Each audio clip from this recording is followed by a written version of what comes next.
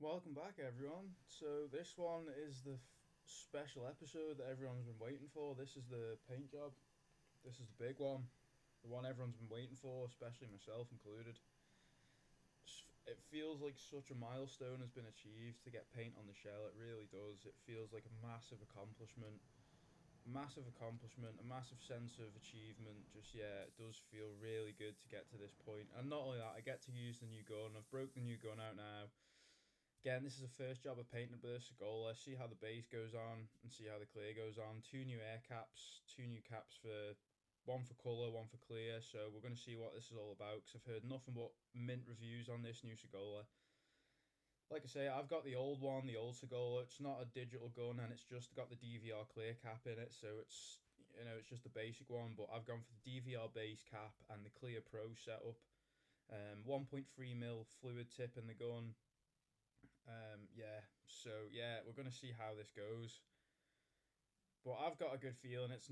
I wouldn't use this gun if I didn't have a good feeling it was gonna go well. I've used Segola for a long time. I've used their guns, and then yeah, they're just so nice to use. They're so forgiving. You just know what you're getting with it every time you go to it. I hate a spray gun now that has seals in. I won't buy another gun with seals in them. They're just not cost effective. If you're using them every day, which I am, then you need to be able to leave them in thinners and stuff here and there. You just get a lot of paint build up around your guns and stuff, and a lot of a film build and stuff. So it's good to be able to leave them in thinners and not worry about seals. Disintegrating and stuff. Yeah, just gonna get my ladders set up now. But yeah, so that new gun just started off with the back aperture. Wanted to get a bit of a thought process as to how to start it. Ideally, you should really have your plan of how you're gonna start it and stuff beforehand. But this was late on a Saturday. I was just sort of going with the flow. I wasn't really. And this was just again the color I'm putting down first is a black base. So again, I wasn't really planning on well, I didn't really have too much of a plan to put the black down because the black didn't really matter. Obviously, you want to get the base down as wet as you can, as quick as you can. But one thing I should have thought about there is I've just flicked my ladders around the wrong way. Yeah, once you get your first coat down as well, you get a bit of a system of to how where to start and what you're doing and stuff. So your first coat's always good for that. Just finding your feet and what you're doing and how to do it.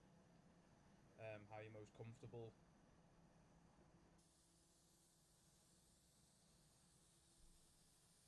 So we should have really put my ladders facing the other way. That's one thing I did mess up with here. I should face them the other way around. That's just more comfortable how I'm used to spraying off them. There is certain ways that I like to stand on. I'll set of ladders and paint off them if that makes sense. People that do it will know what I'm talking about. So yeah, this is just a black now. This is my first coat of base that I'm going to lay down again, starting up on the roof and then work my way down. So yeah, getting that base coat on as quick as I can is within as wet as I can within reason. You don't want to be laying it on and you're getting all heavy solvent reactions or you're getting any fish eyes because there's too much solvent because you can this that is a problem you can get. This is solvent based, so you don't want it crinkling or crazing either. So again, that booth's probably sitting about 23, 24 degrees, so it's not too hot, but it's not too cold. It's just at a nice temperature. So just went a bit weird with my overlap there, because yeah, I'm not too comfortable on how I'm standing on them ladders. I should have done them the other way around, but hey, I'll get that for the next coat. First coat's always a bit of a just finding your feet and what you're doing.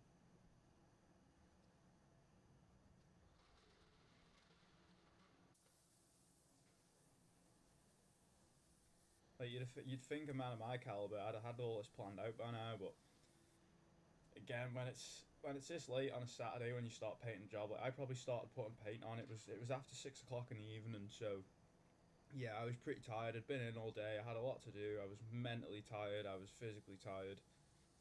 So yeah, thinking about where what I was doing and what way the ladders were and stuff just really wasn't something I was thinking about until I started painting it, and then yeah, I started thinking about oh yeah, I need to put ladders the other way and stuff. So yeah, people probably thinking, oh, how do you not know what way you're doing what? Well, when you're that tired and stuff, you don't really think about that. I'm thinking more important things in my head about applying paint, making sure this new gun's good, making sure I'm not gonna have any issues. What way my ladders are is the least of my worries when I'm actually going into paint at the moment.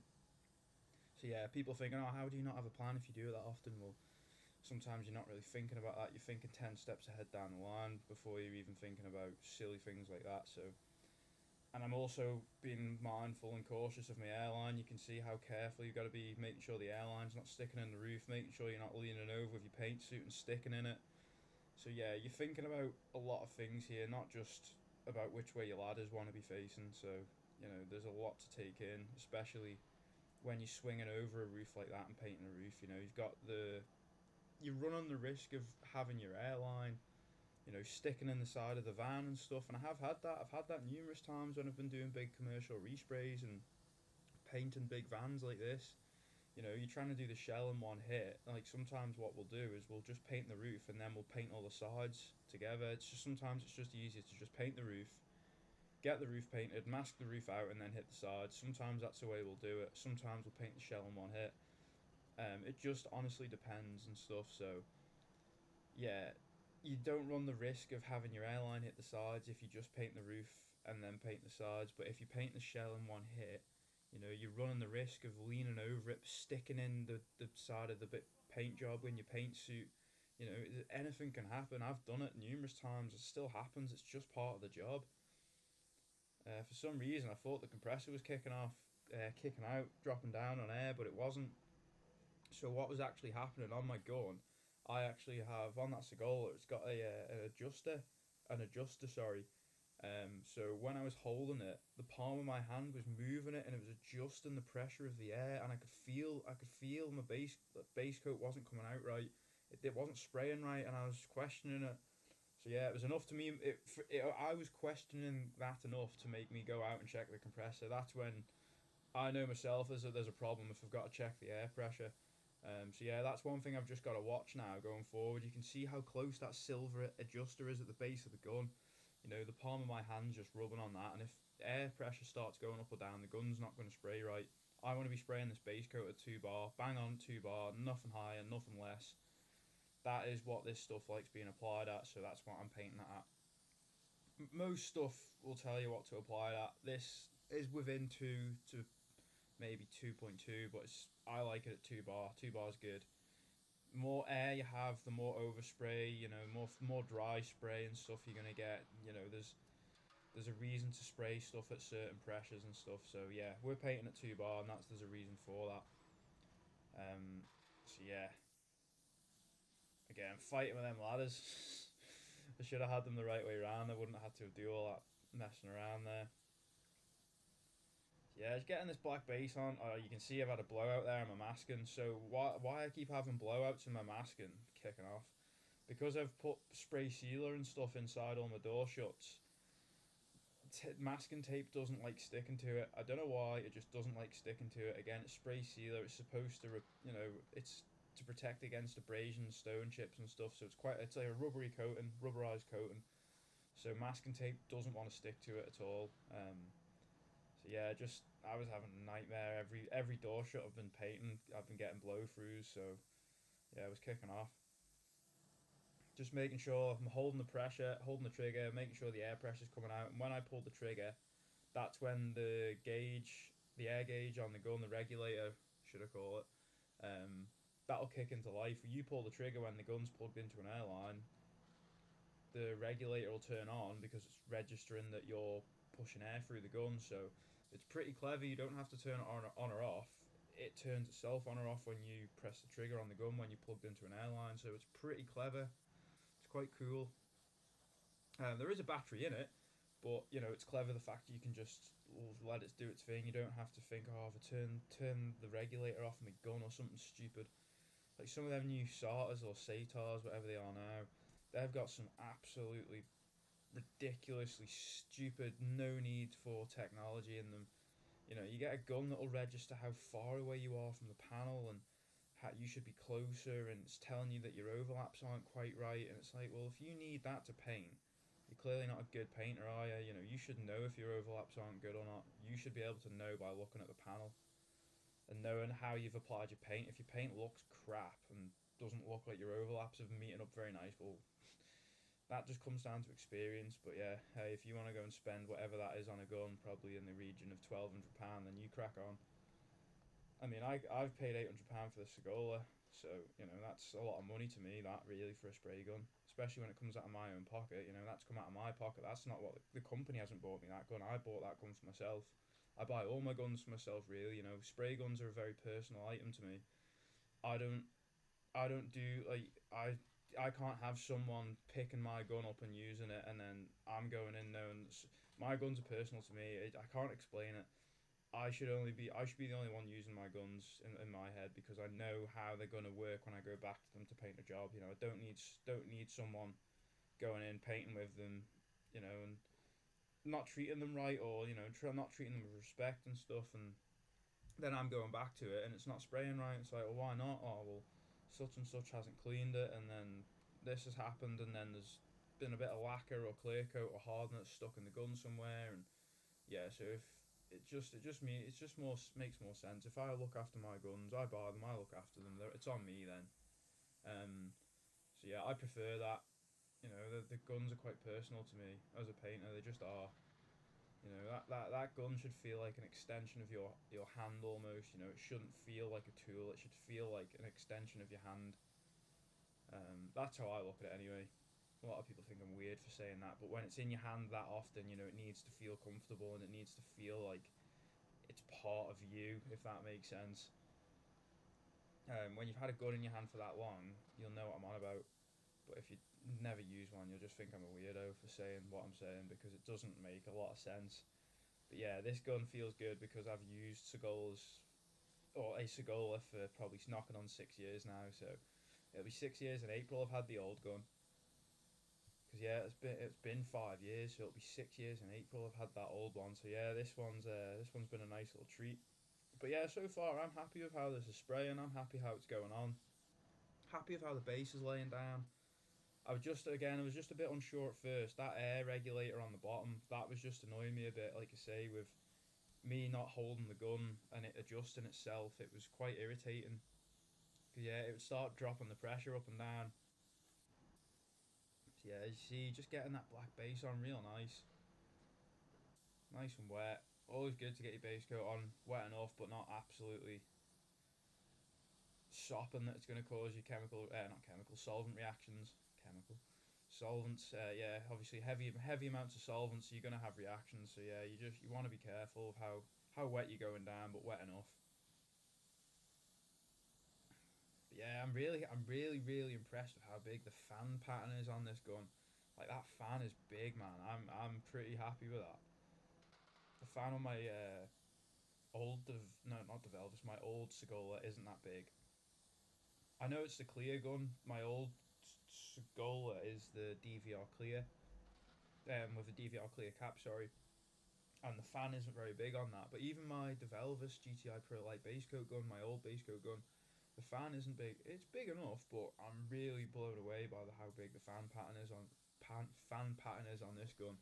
Yeah, it's pretty good to be fair. Worth the £800?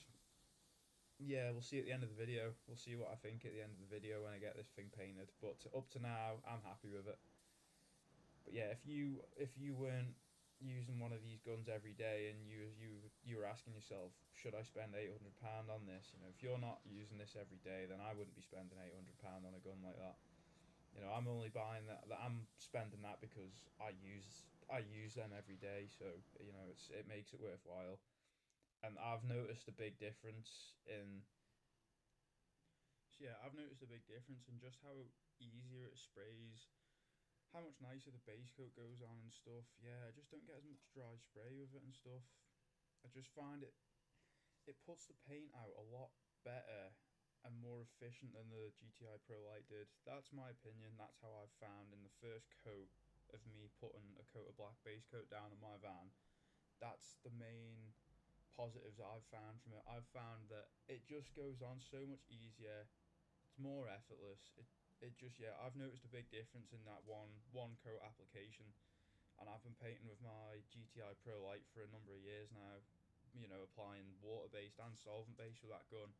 You know, it's had it all through it, solvent based and water based. So you know, this new Pro Light, not this new Pro Light, this new Segola 4600. You know, this is blowing me away again. Like the last Segola I bought, that blew me away, and this one's just done it again. But again, this what's great about this one, this is going to be used for base and clear coat. This gun, yeah, I'm just going to use this for the full octral system. It's going to be my color gun and my clear gun. So yeah, let's get to it. So yeah, let's get into getting this first coat of colour on then. First coat of purple. Get it down, get it on the aperture. It's hard to tell because of how dark that colour is, because I'm going over a black base. It's hard to tell with your first coat of this stuff. It didn't really look like I was putting anything on. I couldn't tell anyway. Yeah, it took me. I think it took a minute for my eyes to adjust because I'd just been painting like black. Anyway, it was quite hard because it was so dark. You know, this color doesn't really stand out that well until it's in the sunlight. So putting it down the way I want, putting it down in a dark room. Well, not a dark room, but there's a lot of shadows and shit, like shaded sort of areas in the booth, if you like, from all the LED lights. So it was quite hard to tell really where I had been and hadn't been. I know it sounds silly, but you couldn't really see it too well because it was such a dark color. I was questioning myself whether or not after the first coat I'd actually got anything on. It just didn't look very yeah, just looked black to me, to be honest. It didn't really look right. Just looked black. So yeah, we'll get up here now, get on the roof. So yeah, I've just waved to one of the lads. One of the lads has just come in to do a bit of an evening shift on a Saturday. So yeah, first coat now of colour on the roof. I mean, you can see the colour going down, but it doesn't look very different. Again, once I'd based the van or the shell up in black, I did decide to tack the entire shell before putting any purple base coat down. So I was tacking it in between coats, um, letting the base dry off, flash off for 20 minutes, 15 minutes, and then yeah, getting straight back in with a tack cloth. Well, not 20 minutes because by the time I'd finished putting a coat of paint on the shell, gone in, filled the PPSs up, had 5 minutes, just got a quick drink of some water, got the air fed back on, ran in the booth, and then started tacking it from the roof down. So yeah, the base coat was well and truly flashed off. So yeah, making sure I'm getting good coverage in them roof gutters.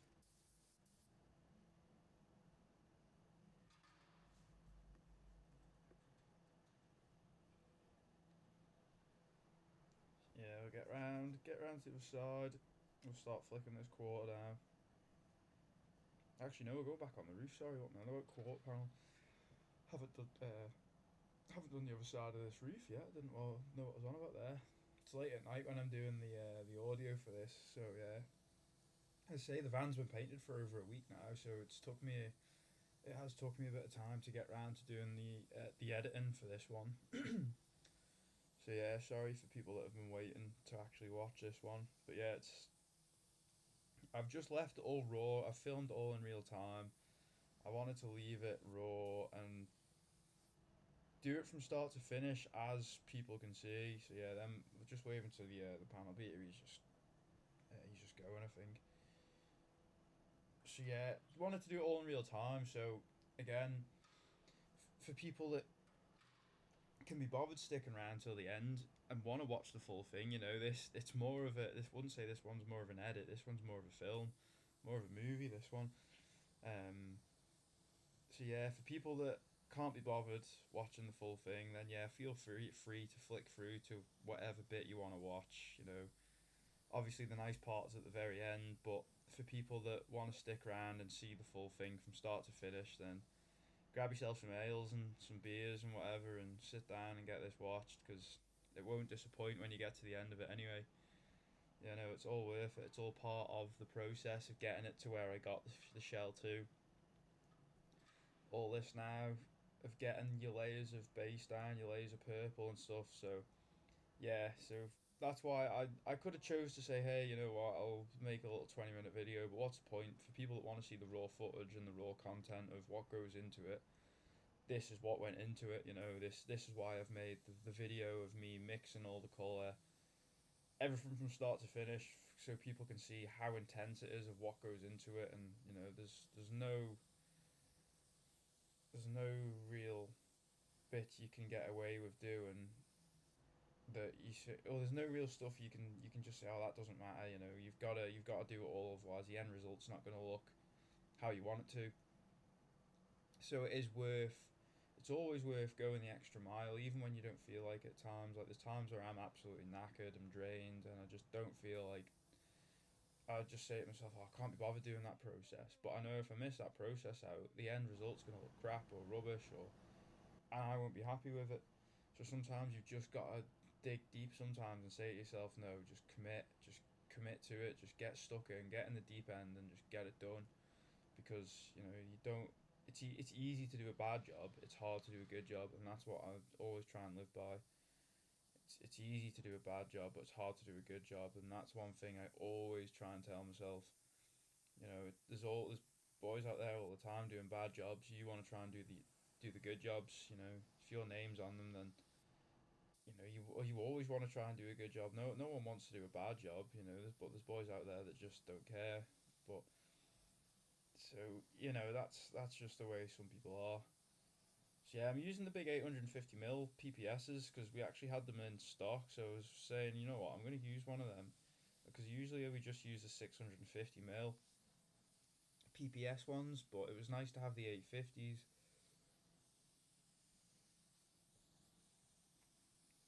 Just meant I could fit a lot more base coat in there. I was getting a lot more done out of that extra 200 mil. It was quite surprising, really, how much more I was getting down the side of that big driver's side quarter panel. I was getting quite a lot of product on that, and I wasn't running out of a PPS halfway through, so that was always good.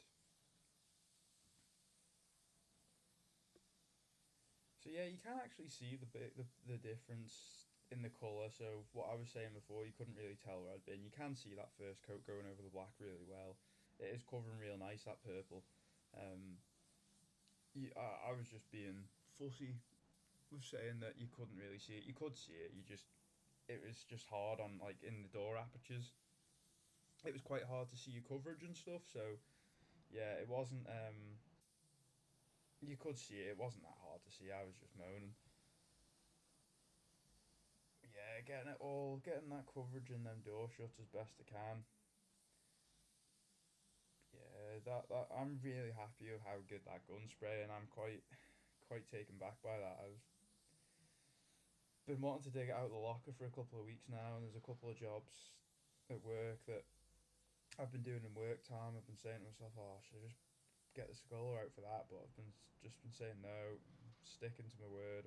I'm waiting until I do the van. The van's what I bought it for. I'm painting the van with it, and that's that. That's what I wanted to do, so that's what I did. Best way, best way. So yeah, yeah, getting that A pillar nice and wetted up now, making sure cover that up, keeping that edge wet, getting that aperture now. Take the base all the way down. Always good to keep your strokes sort of consistent. If you can do from the roof down to your sill in one consistent stroke, then that's great because it just means you're getting your base on more even, more consistent. Especially if it's a metallic or a pearl or something. You don't want to be stopping halfway up or halfway down. You want to try and get it on nice big even passes and stuff, especially on a big vehicle like that. You don't want to be messing around little short strokes, little short passes and stuff. So yeah, always good to get the arms and the shoulders moving. So yeah, that's that side all covered now. That's the first coat down. So yeah, you can see how it's gonna look, but just giving that a bit of a blow, giving it a bit of a dry. It weren't quite cool in the booth. Not quite sure. I think I knocked the heater down, to be honest. Don't like basing up when it's too warm because it just creates a lot of overspray and a lot of dry dust and things. So again, more chance of having dirt and crap land in your job. So it's having that temperature set at a happy medium that it's not going to cause you any issues. It's comfortable for you to work in. It's good for your paint. You don't want it too hot because then your paint's drying out when you're spraying. So you take all them factors into consideration. So yeah, just in for a refill, and then we're gonna go hit up that driver's side quarter panel now for our first coat of colour. Get that down and see how good that's gonna look. Because yeah, the driver's side of my Sprinter, The driver side quarter panel's in a lot better condition than the passenger side. That's yeah, that's a fact. The passenger side's not the straightest panel down the van. So people that know the van, when you see it, you'll know what I'm talking about. It's not the straightest panel, the passenger side quarter, but hey, it is what it is. I'm not bothered. It's a van at the end of the day. Like, I am bothered. You know, I want it to look mint, and so what I've just said is total lies. I am bothered, but at this point, when I noticed it when I was basing it up. I noticed I wasn't happy with it when I put my first two coats of colour down, and then when I've cleared it, I was just like, So yeah, we'll get into that when I clear it, and I'll start moaning about that a bit because yeah, I wasn't too happy with the passenger side quarter panel. I must admit. So we'll uh, we'll get into that a bit later on, and we'll see. We'll go from there. But yeah, this driver side, I was really keen to get base coat down on this side because I knew the panels were straight. All my repairs on this side were good. The repair I had on the passenger side was pretty hellish. It wasn't something. It was a nightmare to do, and it just wasn't something that I was expecting it to be as bad as it was. So yeah, it wasn't horrendous in that respect. I just mean it was. I didn't expect it to become as big of a repair, and yeah, it was. Yeah, not great, not great, but yeah, we got it done. Yeah, you can see how good that colour looks now. Now we've got some light behind us. So again, it looks totally different in the shade or a shadowed light, as I call that. It's quite a shadowed light. You know, it's not sunlight because in sunlight this looks totally different. So yeah, this is in a shadowed light in the booth, quite shaded. You know, there's dark shadows around. There's no real true daylight, as I call it. True daylight is sunlight. You know, you get that's where you get your best. You look at something in the sunlight, and that's how you get the true representation of how something's gonna look when it's out in the sun. You want to see something look. If you want to know if something's gonna look good or not, take it out in the sunlight on a sunny day, and it'll either look good or it won't. Best advice I can give anyone: that take it out in the sun. You're unsure, get out in the sun, see how it looks. Could look totally mint out in the sun, and you're pulling your hair out, stressing in the booth, thinking the colour's wrong and awful. I do that all the time still. Painting jobs in the booth, and I'm thinking that colour is absolutely dog such and such, and yeah, you get it outside, and you're like, what was I even moaning for? What was I so upset about basing that up? That colour looks mint, but yeah, I have it all the time. I question it a lot. I'm thinking basing jobs and thinking that colour doesn't look right. You've done your spray out card, and your spray out card is edge to edge against the car, so you've checked it. You know, you've done your test there, you've done your spray out card, you're happy with it, and you've mixed colour, and you've started basing the job up, and it just doesn't look right, and you just start questioning, thinking, Painters know what I'm on about here. For people that do paint that are watching, they'll know what I'm talking about. It's weird. You go in, you start basing something up, and you know it's the right color. You know it's the right shade. You know it's the right variant of that shade of color or match or whatever. And you know you start basing up, and it just looks like black and white, and you're just like, I can't put that out. And then you lacquer it, and it just looks mint. And yeah, it really is weird. But yeah, you just got to learn to trust it sometimes. Got to learn to trust the process or the process, however it's pronounced. But yeah, you got to learn to trust it, and then it will work out. But sometimes you got to trust your gut instinct too. If something looks wrong, then it is wrong. If something looks right, go with it, sort of thing. But yeah, if you've done the job enough, then you know your gut instinct will be right. If you're thinking something does look wrong or doesn't look right, and your instinct's telling you that, then go with that. You know, if you've been in the trade long enough, you'll know, and if you haven't, then you might not know, and you might just have to learn the hard way. You know, you just got to keep doing jobs, messing it up, doing jobs, messing it up, and then just keep doing it until you get it right. And that is a horrible way of learning. You know, you keep wondering why you're messing stuff up, and nothing's ever going right, and you're trying your hardest, you're doing all the right things, you're following all the right processes, you know, you're doing the right things, and the job still doesn't go right. You know, I still have that now where I do everything right. I do it all in the order I've always done it in, and then out of nowhere something will just bite you in the back, and you're just like, what? Where's that come from? And it's just the nature of the job sometimes. It's just the way it is. Everything in the trade or the job wants to catch you out. You've always got to be on your toes. Even with small stupid stuff, people don't think about the small stupid stuff you've got to be worried or thinking about, when you shouldn't really be thinking about these things, but you are, because how it can go wrong, or how easy it is for something to mess up. Like now, I'm moving them ladders up as close as I can against the van. It would be easy for me to wallop them into the side of my van and cause a big dent, and it happens. I've seen it happen. In mid paint, you're over there trying to get a set of ladders close to the van, and you're just like, oh. So yeah, you can see the importance of me tacking there. So I don't know why I went up there with the gun. So I'm just gonna go put the gun down, get this all tacked off, and we can go from there.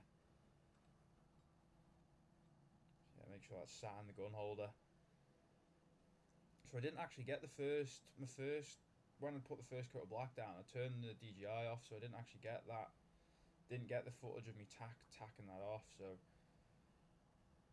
yeah, but I did tack it. I can prove that I've tacked it, because I still have all the old tack cloths at work, but not that anyone cares. But yeah, no, I always tack between coat to base coat, and you can see why. Look at the colour of that tack cloth.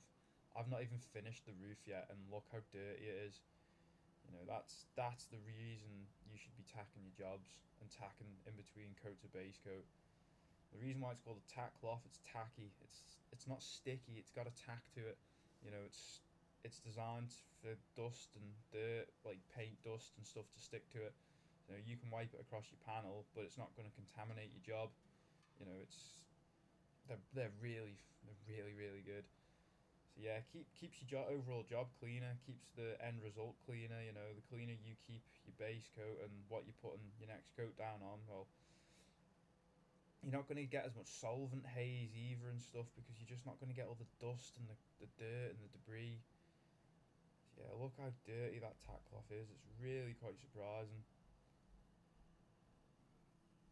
You see how black, even though it's not black, it's purple that I'm taking off. It was mainly the roof that was bad. The quarter panels weren't too bad, but obviously the roof's a flat panel. When I'm basing up the quarter panels, all the overspray's going up there and landing up there. So I give the quarter panels a quick flick, but it was mainly the roof.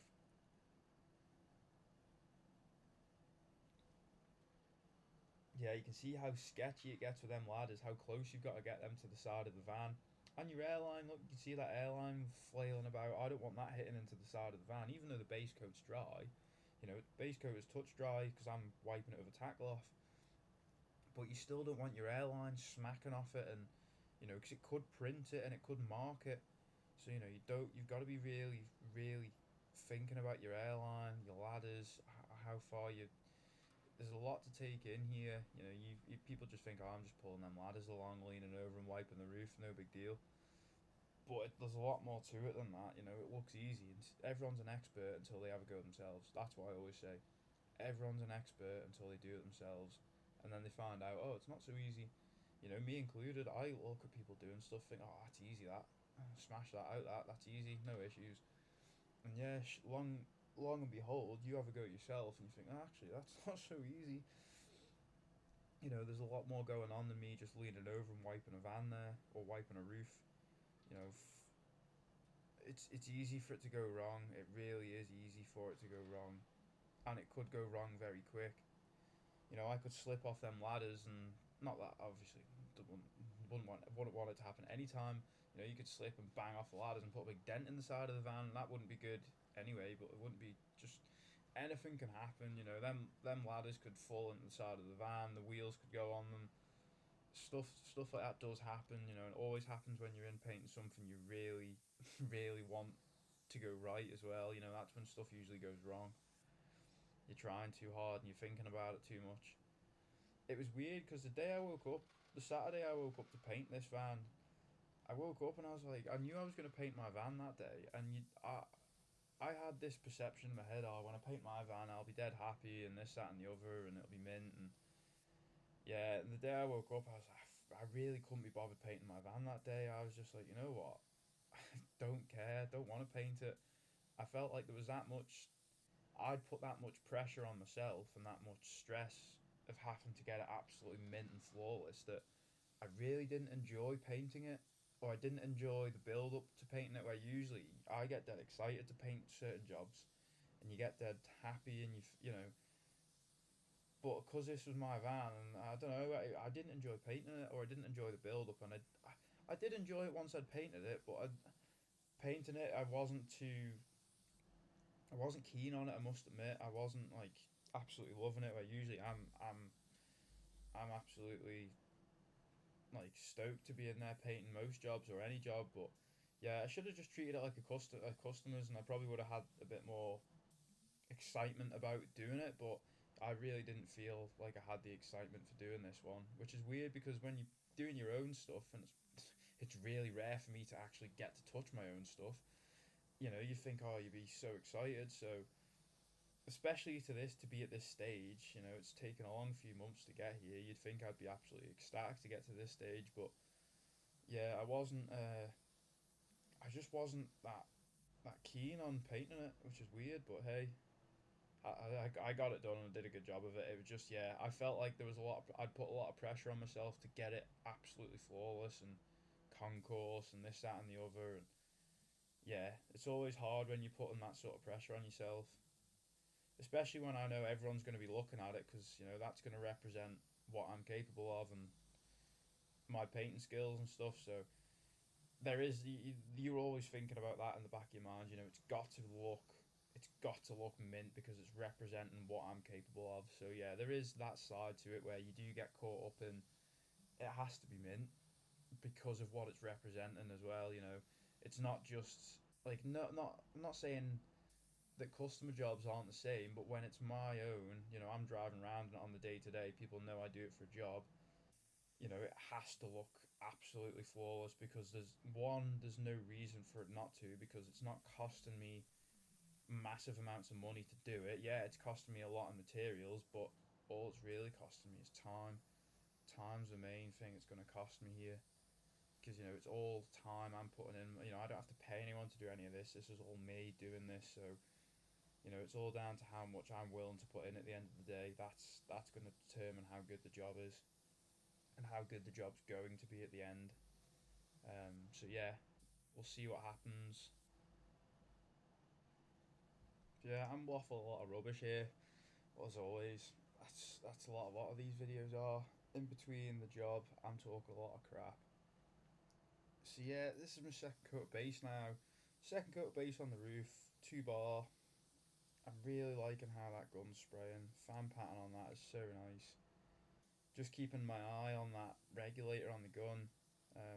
Like you say, it's really weird and it's a big luxury for me to have an air regulator that's built into the spray gun. You know, it's I've never really bothered buying ones that have had them built in before because they've just never really been up to standard. But yeah, these Segola ones, the way they're built in, you know, they're sealed in there. You can take them out to replace them and whatever, change the battery, but you can submerge them in thinners. I'm pretty sure, and it doesn't actually well, not submerge them, but you can spray them with the gun wash with thinners. I wouldn't submerge it in thinners. Um, you can spray them with thinners, and they're a sealed unit in there. You know, you don't have to worry about it damaging it or anything like that. So that's always a nice thing. So yeah, well, I've chose to actually start at the front there because I wanted to keep my base coat edge wet. So I've chose to start at the front. I'm going to work back with my colour now because again, obviously, I'm painting this myself, so I'm trying to chase myself round, chasing my paint edge round, trying to keep that paint edge wet. That's what it's all about when you're painting. You always want to keep where you finish spraying. You want to keep that edge of paint wet. You know, if you keep if you don't, you're just gonna have dry spray everywhere, and it doesn't look great, and it's just not it's just not right if that makes sense to people. So yeah, it's always about keeping a wet edge when you're painting a big job, any job, but especially a big job. You know, if you're painting big jobs, then people know what I'm talking about. If you're painting a big job, then keeping a wet edge is everything because it just will stop the job from looking dry and horrible and you know really bad looking. So yeah, a wet edge is everything in that respect. So you can see there, I was just trying to kick the airline away from the van because it was wanting to hit the side of the sill there. So I couldn't have had that happen. I've spent most of the day, not most of the day, but I've got a lot of my spray sealer on, and that was stressful enough because I ended up sticking in that. So yeah, that was stressful enough, and then I had to reline a bit of it out and try and dust it in, and I was just yeah, it wasn't ideal by any means. Again, I just had a lapse in concentration when I was tired and I was kneeling down and I was just putting some seam sealer in after I'd done my spray sealer on the sills, and my knee just touched it, and I was so angry. But yeah, that was in the last episode, that. But yeah, that's what happens when you're tired, though. You make mistakes when you're tired. Bad things happen like that. You make mistakes. You make stupid mistakes, and that's when the job goes wrong and it bites you in the back. And that's where you got to keep you cool and say, right, how am I going to fix this? How can I put this right now in the shortest amount of time, but to a good standard? That's where it comes into it. Can you fix that with your skill and knowledge and it still be good? I don't know why I've just slid that step over there. I'm gonna need that in a minute. I don't know what I'm doing here. Don't know what I'm doing. Obviously, I don't know what I'm doing. No, I'm gonna go get more base coat. That's where we're going. We're filling that PPS. That's looking pretty empty there. I was confused then for a minute why I wasn't starting to base that side up. A little glitch in the matrix. So yeah, I mixed 5 litres of that purple up, and I pretty much nearly used all of it on the shell. So yeah, we're gonna probably have to mix another 5 for the doors. Doors might take more than 5 litres to be honest, because they're don't know, maybe not, but they're probably gonna take somewhere around the same amount. Doors and the bonnet actually. So yeah, yeah, we've got another batch of purple to mix yet, so we'll do the same again. Like some people would say, oh, you should just mix the 10 litres at once. Well, why should I? If as don't have to do that because the scheme will mix it better. Well, I'll mix it on the scheme and it'll be bang on every time because I'll make sure it is. The only time it's not going to be a bang on match, obviously that's down to your application as well. But obviously your mix has to be bang on. If you're going over on your tinters, on your weights and stuff, then your colour's not going to be bang on unless you, depending on what paint scheme you're using, then it'll tell you to recalculate to make your colour right. But yeah, some of them will make you mandatory do it. Some of them give you the option to skip certain tinters, or not skip certain tinters, but if you've over poured on a certain tinter, it gives you the option to skip recalculating it. So the scheme will recalculate to put the colour back to the right match, basically. But yeah, they give you the option to skip or recalculate. So yeah, the only way the colour can be wrong is if I mix it wrong or again apply it like an absolute idiot. Apply it at like 0.5 bar of pressure and put the gun jet on a jet fan instead of how it is there. So that's a wide fan. Jet fan is like very direct. So yeah, obviously you'd never paint a vehicle like that. But for people that don't know, obviously they wouldn't. They're not to know that. So yeah, application of your paint. That can change depending on how your air pressure and stuff is, especially if if it's a colour that's application sensitive to. There's certain colours that are application sensitive and they do require you to be at that same air pressure consistently, which is what everyone should be spraying at. But for the likes of the DIY boys out there and the hobby enthusiasts and stuff like that, they might not have the luxury of painting off a professional compressor. So they might be waiting for their compressor to kick in and out all the time to build up pressure and then they can go again. And that's not really an ideal way of painting any job. Just I wouldn't advise that to anyone. But hey, if that's the setup you've got, that's the setup you've got. It's down to you to find out what you need, and if you're painting a car or a van, whatever it may be, and you stood there and you're trying to put your base coat on at 2 bar and it's at 1.3 and it's not building and you're halfway down a panel, well, you might as well go home because you're just not gonna you're not in for a fun time. So yeah, having consistent air pressure is everything when you're spraying. You know, you cannot have you can you air pressure fluctuating, dropping up and down. You know, you need it consistent. So yeah, this was second coat. Getting it on nice and wet. Round the scuttle in a minute. Get that painted up. I'm actually gonna have some paint on my scuttle panel for once. I was sick of washing the van in the summer months and looking down behind the scuttle panel. You know, when I don't know if people ever do this with a pressure washer when they're washing a car or whatever, but you get all the leaves and all like the debris and stuff down in your scuttle panel underneath your bonnet there, where your window wipers will fit or mount to. And like I say, I was sick of seeing no paint down in there, so it's going to be nice this summer when I'm washing the van. You know, actually look down there, and like, oh, I've got paint in there now. Happy days. So yeah, that'll make me chuckle. That I'll have a little giggle to myself and a little laugh to myself about that. I mean, there's a lot of other bonuses to me painting the van. One, it's not rusty, and two, it's not white. It's not a white scabby Sprinter anymore. You know, it's gonna look trick when it's done. I'm so excited to see the thing done, but we're such a long way off yet. I mean, we're not, but until I get all the panels painted, you know, I wouldn't say until I get them done. I'm not halfway there yet. When I get them painted, then I'm halfway. I'm over halfway. Then easy. Um, it's just that's like the bulk of the work, you know, putting it all back together and stuff. That's not bad. It's all the sanding down. It's all the prep work. That's what really takes it out of your body and you know, your shoulders, your arms, they're just absolutely destroyed. Especially when you're doing your 8 hours of this, and then you've got to do this on top. You know, do your own project after 5 o'clock. It does get quite hard on the old body and the old mind sometimes. You know, you do feel like you're taking absolute pasting, especially off your just your shoulders and arms. You know, you look at how I'm holding that gun. You know, there's a lot of weight in that. You're holding it above your head. You're holding it out from your chest at an extended, you know, whatever you want to call it. You know, you've extended your arm out. You know, it does take an absolute beating on your shoulders. This my shoulders definitely have taken a hammering. They should be a lot stronger than what they are, but it's all like your ligaments and all your tendons and stuff. They take a lot of the abuse. I wouldn't say it's your muscles. It's all like it's all the other crap in your body that I say crap. It's not, yeah, you know what I'm on about. It's all the stuff that doesn't really do much to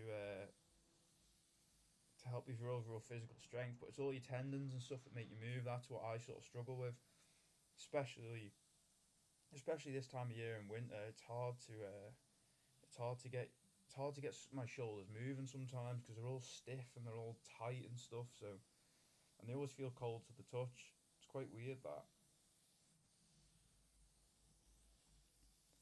But yeah, it definitely keeps you in physical shape anyway. But it does take its toll on how much it does hurt over time. Again, you're just constantly straining your arms and stuff. That's looking nice, that purple there. Enough of me rabbiting on about other stuff. Going off on these tangents that I do, just start talking about absolute garbage instead of the job at hand. Getting this shell painted mint. So yeah, just angling the gun nice in there because I want to get plenty of paint in that window cut out. Because once the window goes in there, I won't be getting in there again unless I have the glass cut back out. But yeah, I don't plan on doing that. So plenty of paint in there, plenty of product. Look at how nice that big fan is. That like for most people that don't know, a big fan on a spray gun for most painters, that is what you want. You know, you want a nice big fan that just laying that product down. You don't want to be struggling to get paint down on a big flat panel. You know, you want a spray gun that's just gonna lay it down fast and quick, but not throw it down so it's absolutely hanging off the panel. You know, there's a happy medium. So I would say the Segola is in the happy medium. You know, the fan's big enough. I'm 2 turns out on the fluid needle. That's what I paint on my Develvers, so that's what I'm sticking to on this. I would say this gun, even though it's the same size fluid needle, it definitely still puts out more paint and more product than my DeVelvis GTI Pro Light. But yeah, I generally just really like this gun.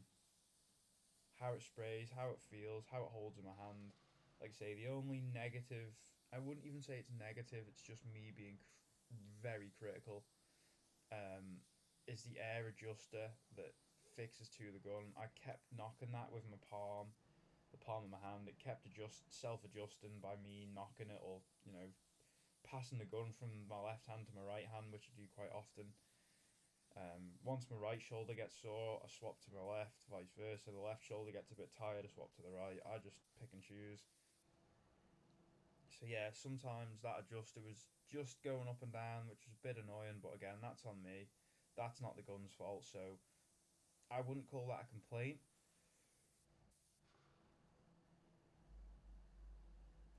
But I would say it's something to be aware of.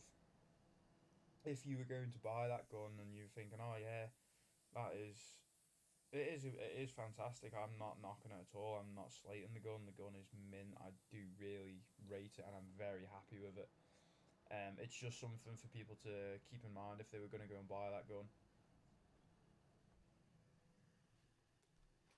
So yeah, let's get back in the mixing room and regroup, get some more paint, and yeah, let's go again. Well, we're gonna go in and get the roof all tacked off, but yeah, let's get this PPS filled. Let the overspray clear in the booth. Let the base coat flash off, and then yeah, we can go in for a third and final coat now. Again, TDS sheet on the Octrol recommends 2 to 3 coats of base. I'm going to put 3 down. The van was covered in 2, but I would just rather put 3 down for good measure. It's not like I don't have enough paint in that tint. It's not like I don't have enough tinters. Any company job or any job I do with this Octrol base coat, I always put 3 coats of base down. I could get away with 2. There's plenty of times I could get away with 2, but I just put a third one down because I would rather put a third one down knowing that that is covered, and I take the job outside and you can see a primer edge, or you can just see something doesn't look quite right because there isn't enough color or coverage on the job. So yeah, I just do it as ass covering. It covers my ass at the end of the day. um, I would rather do that than have a job bite me and have to redo something, because no one, especially not myself, I hate doing jobs twice. It is one of the most frustrating things about the trade when you have to repaint something. It is an absolute pain in the neck when you've got to repaint a job because either it's gone wrong or something's happened when it's been getting put back together, or for whatever reason, it's just not pleasant when you've got to repaint a job. No one no one will say they enjoy painting stuff twice, and if they do, then I don't know what is wrong with you, because yeah, I don't like painting the same job twice, especially when you should be doing it once. But it does happen. It does happen. I've done stuff, and it was only this week there I painted something, and it didn't turn out great, and I ended up repainting it a second time. There's times that happens. I've had jobs where I've painted them 3, 4 times, and before I've been happy with them. It's just the way of it. It's just sometimes the job's out of your control. You could have a big fly land in it. You could have anything happen. You could have a load of silicon or a load of reactions that weren't down to you. There was a load of silicon in the job that you've degreased it with your solvent, your silicon remover, solvent based degreaser, and it's still there. It's not gone off the panel, and you're just like, what's going on? And you put your lacquer on, and the whole job started to fisheye and silicon up, and you're just like, what is going on here? So yeah, sometimes it is out of your control, unfortunately, and that's just the way it goes. That's the way the game is. But if you can eliminate all that stuff as much as you can, as best you can, then you're gonna have very, very minimal problems. That's one thing I'll say to people. You can see how dirty that tack cloth is. It's so bad how dry the roof is for overspray. I mean, the base coat isn't dry up there. It's just dry dust up there. It's landed up there. And that's what I'm getting off of the tack rag. So you can really see the benefits in tacking your job or tacking your base coat in between coats of colour. Anyone that says they shouldn't, or as anyone that doesn't tack in between coats of base, and in my opinion, you are an idiot. You are, or you're just lazy more than anything. You might not be an idiot. You're just lazy. You might fully be aware of about tacking your jobs. You're just lazy and can't be bothered. You know, I get that. I mean, don't get me wrong. There's certain commercial jobs I base up and I won't tack them because one, that commercial customer doesn't pay us great money to stand there and tack our jobs, so I won't tack them, and I'll hold my hands up and admit that. So you know, it is horses for courses. But on a job like this, I'm obviously going to tack it. You know, tack it between coats, but there is certain jobs where you know the customer or the trade customer doesn't pay us to tack jobs, so I'm not going to stand there wasting my time or the boss's time on tacking a job where, quite frankly, they don't care about if it's tacked or not, because to them it's just, you know, their fleet vehicle is a workhorse. You know, they don't care about a bit of dust in it. They just want it painted and back out on the road. So we're just seeing some base coat there on that pill. That base coat was looking real wet, and I was quite worried. I didn't want it to start reacting, start crinkling up or crazing up or anything. So I just started hitting it up with a blowgun there, just drying it off. That was the last thing I wanted, was that happening all down there in that door aperture. If that had happened, I think I'd have cried. So yeah, just good job I spotted that. Really, I'd have been pretty annoyed if I hadn't have spotted that and it had crazed up. You can see how dirty that tack cloth is. I think I'm on like my second tack cloth now, probably third one at that. Again, they were getting that dirty and dusty. I was going through them, so it's good to keep changing them and getting a clean surface of your tack cloth to wipe over the panel with. So yeah, just keep opening them up into 4/4, moving them around, spreading them around the panel. Just making sure I'm getting the every side covered of that cloth. You know, making sure I'm getting the money's worth out of it. Getting all that dusty base coat off as well.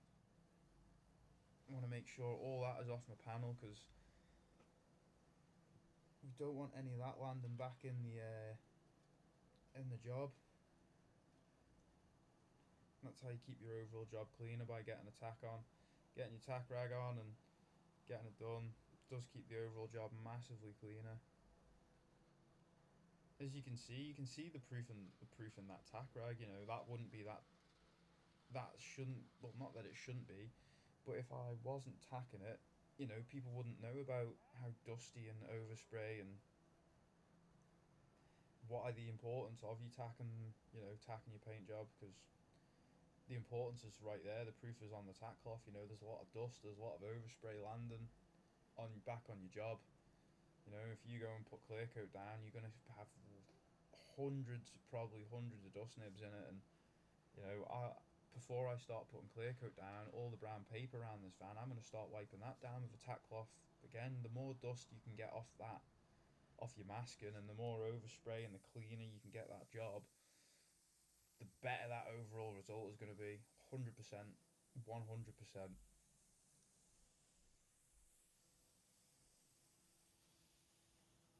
So gonna go now, get this third coat up on the windscreen aperture and on the roof. So I don't know why I started here. Don't know what's going on with me here.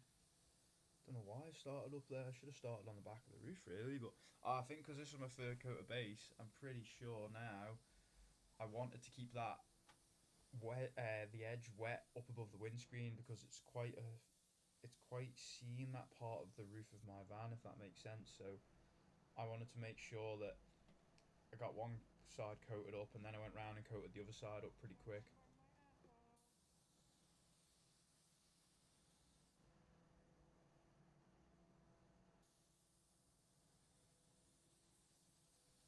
So I've just been listening back to some of them, and you can hear me singing through the airfed in some of them. So yeah, that's pretty funny.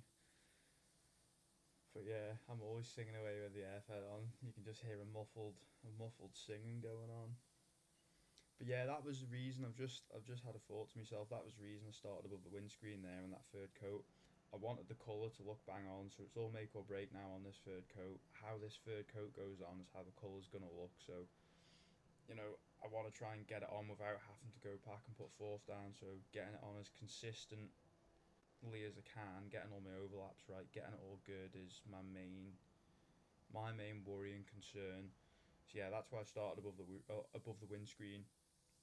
For people wondering why I've just started there on the third coat, that's why. It's seen up there more so than the flat of the roof. So yeah, I just wanted all my colour and my overlaps to look as consistently as I could get them. So that's why I started there then. Just made more sense really as a painter. Most boys that paint will know why I've done that. People that don't know, well, that's why. Um, Methods to the madness, as I always say. There is methods to the madness.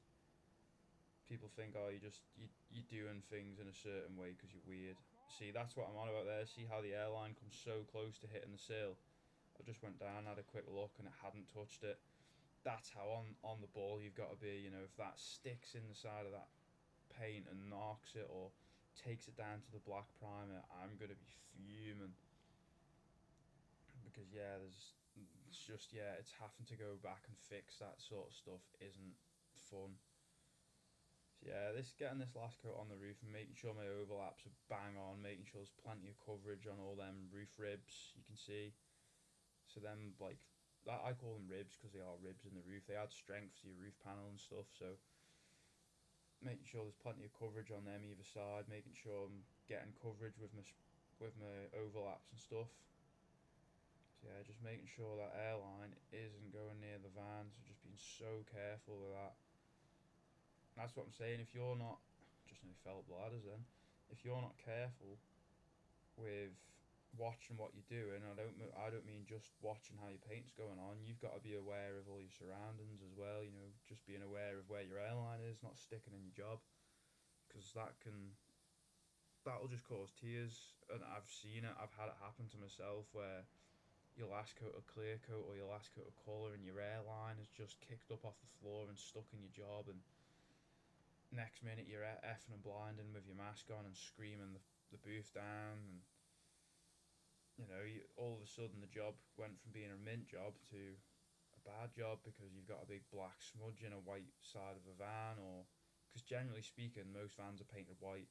So 8 times out of 10 I'd say I'm probably painting a van white. So if your airline flicks up and there's a bit of black on the airline sticks in your side of your nice shiny white van, you can imagine I'm going to be kicking off in the booth because I'm the one that's got to sort that out then. And I either try and throw another coat of paint on it depending on how far I'm into the job, and if it's 2k krill, then there's no chance of me trying to get that out there and then. I either throw some more paint on or I'm gonna have to bake it and wet flat it out.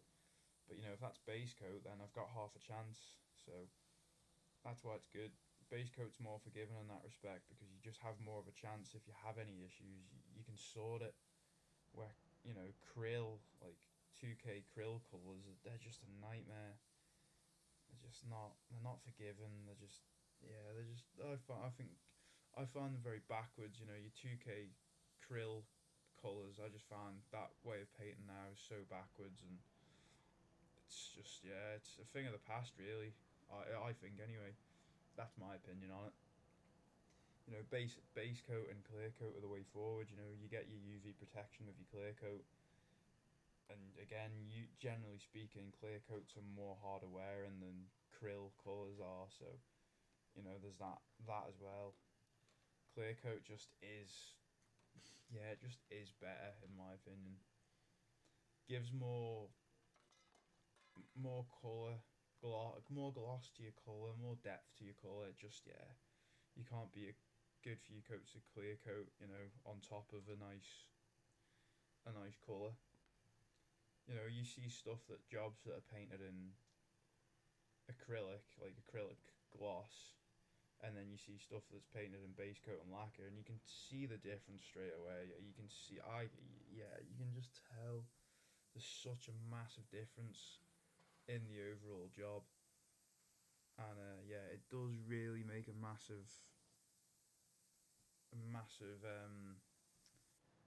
what would I call it? to someone that knows what they're looking at, they can see the difference. Is what I'm trying to say. You know, you can see the overall depth and stuff. So yeah, that's my take on that. So yeah, now we're on to the third coat of base. Third coat of base on the quarter panels now. So yeah, this is real make or break.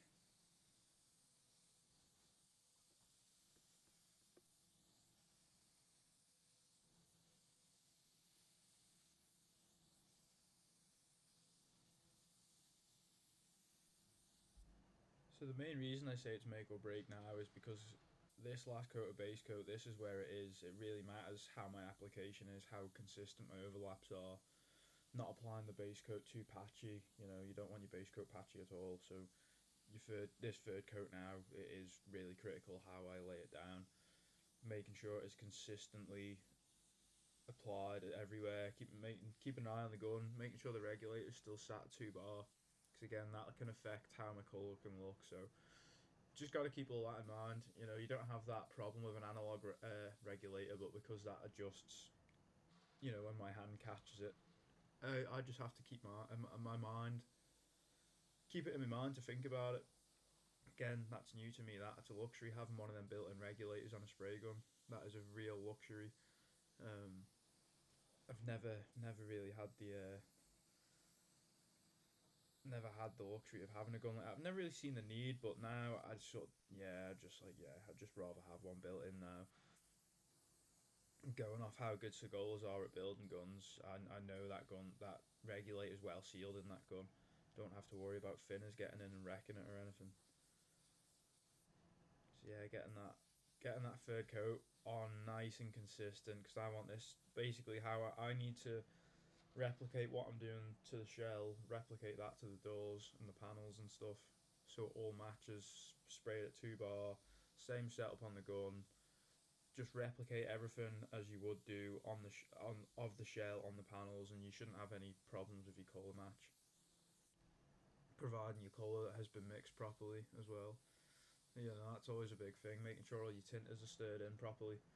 You know, if you've got, like, say, a yellow in there and it's in the bottom of the tin, it's gone to sediment and it's not mixed in properly, well, you're gonna have a bit of a different shade of that colour because you've not mixed all the tinters in properly.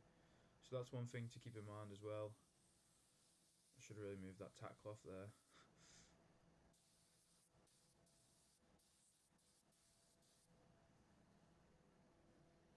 Dropping four. It's absolutely full of purple anyway. Doesn't really matter. They'll be going in the bin after that because of how dirty and dusty they are. They're not great. Get that scuttle panel all coated up nice. Get some plenty of build of colour on there. Again, it'll look so much different when we start putting some clear coat down. When we start getting lacquer down, that's when it's really going to stand out and pop. Gonna go and put some fill that PPS up again. Put some more base in that now because I'm got the biggest quarter panel in the van to paint. So I want to make sure I've got plenty of colour in that. Oh, those guns just dropping everywhere. I'm really trying to look after that new gun. I'd look after all my guns anyway, but some of the ones that are older and are more battered and more worn, you know, you can tell they're tired because I've had them for pushing on 10 years, and it gets to a point where they look that old and tired, you know, and they don't. Some of them don't spray as good as they used to, so it's just kind of pointless giving them the attention that I would give this gun. You know, this new gun. I need to, when I clean this, I spend a bit longer than I would with a normal gun. You know, because it's a brand new gun. It's an £800 gun. Um, and this is the gun that's probably gonna. Well, it is gonna be spraying the most important products for me. You know, metallic colours and clear coat. You know, they're gonna be on jobs that, you know, not as commercial, shall we say. You know, some of the commercial jobs are a bit more forgiving. Well, they are a lot more forgiving than, you know, your high end sort of work, shall we say. So yeah, get this third coat on this now. Get my overlaps absolutely bang on. They have to be bang on, otherwise you will see the you'll see a stripiness down the sides of the van. If anyone's ever seen a van and looked down the sides of it and it looks stripy, like, you know, white and dark lines. If it's a white van and there's dark lines up and, you know, going down it, it's because there's not enough coverage of white on there basically. So yeah, that's a telltale sign that if the van's looking stripy, that it's not had enough paint applied to the panel. Someone's primed it with a dark grey primer and then they've put the white on, and you know, you'll see all the dark stripiness if there's not enough coverage down. So yeah, all your overlaps and stuff are really important. As you can see, all my overlaps are pretty bang on. I'm pretty consistent at that now. When you've been doing it long enough, you get a feel for it. It's weird. You don't even have to look how it's going on sometimes. You just know. But it is good to see it going on. That's why I like to have the daylight with me sometimes as I'm painting. I'll hold the daylight there just to check if it's a colour that I'm quite worried how it's gonna lay down. Then I'll have the daylight there on hand, and I'll paint that job with the daylight in my hand. I am weird like that. Sometimes I'll do it, sometimes I won't. It is just another stress and another worry to think about. You know, you stood there holding the daylight, trying to look at it, trying to watch it go on. And you know, it's quite an annoying thing to do sometimes. But you just gotta put the daylight down and sometimes just trust it. Just when it's a colour that you're not happy, well, not it's not that you're not happy with it, just that you know it's not gonna lie down very nice, and it's gonna it could potentially give you some patchiness, and you know, you could be doing quite a few drop coats to even the metallic out and get rid of that patchiness. And yeah, it's easier said than done. Some of them new metallic greys and stuff now, and some of them cars, they're a nightmare to match. And trying to get them not patchy as well. That's a big challenge sometimes. Some of them go down mint, some of them lay down real nice, and you don't have a problem with them. And some of them are just awful. So yeah, that's us now, all based up. We've hit that milestone now. All the colour is on. We're done with putting colour on. So now we're on to mixing clear coat. So this is where it gets exciting now. It gets really exciting when we mix clear coat. So yeah, the C600 rapid production octral lacquer with the H61 slow hardener. This stuff goes off real nice, and the gloss levels and the depth to it are fantastic. Very, very high end clear coat.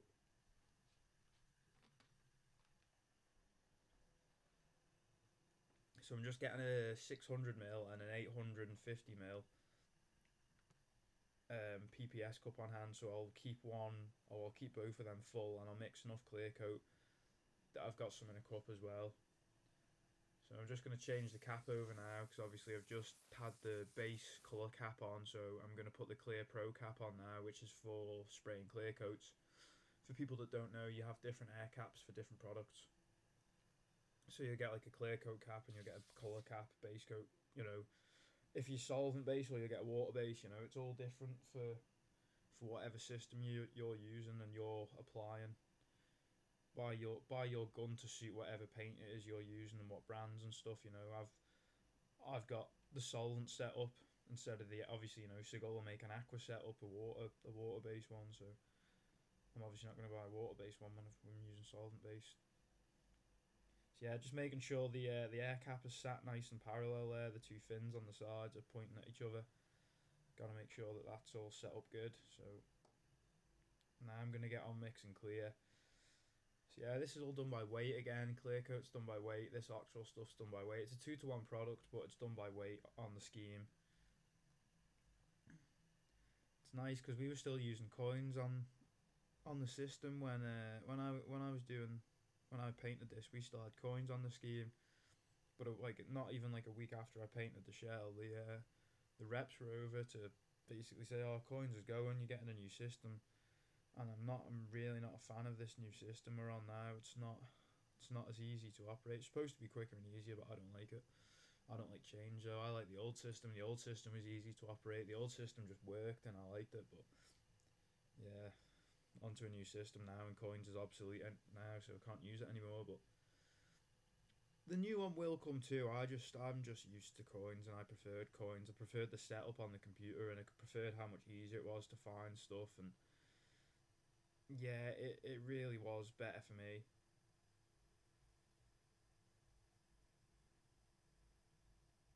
I've just got to learn to adapt to the new one though. That's all it is. I just don't like the new interface setup again because it's not even Coin's database that we're using now. It's a total different database.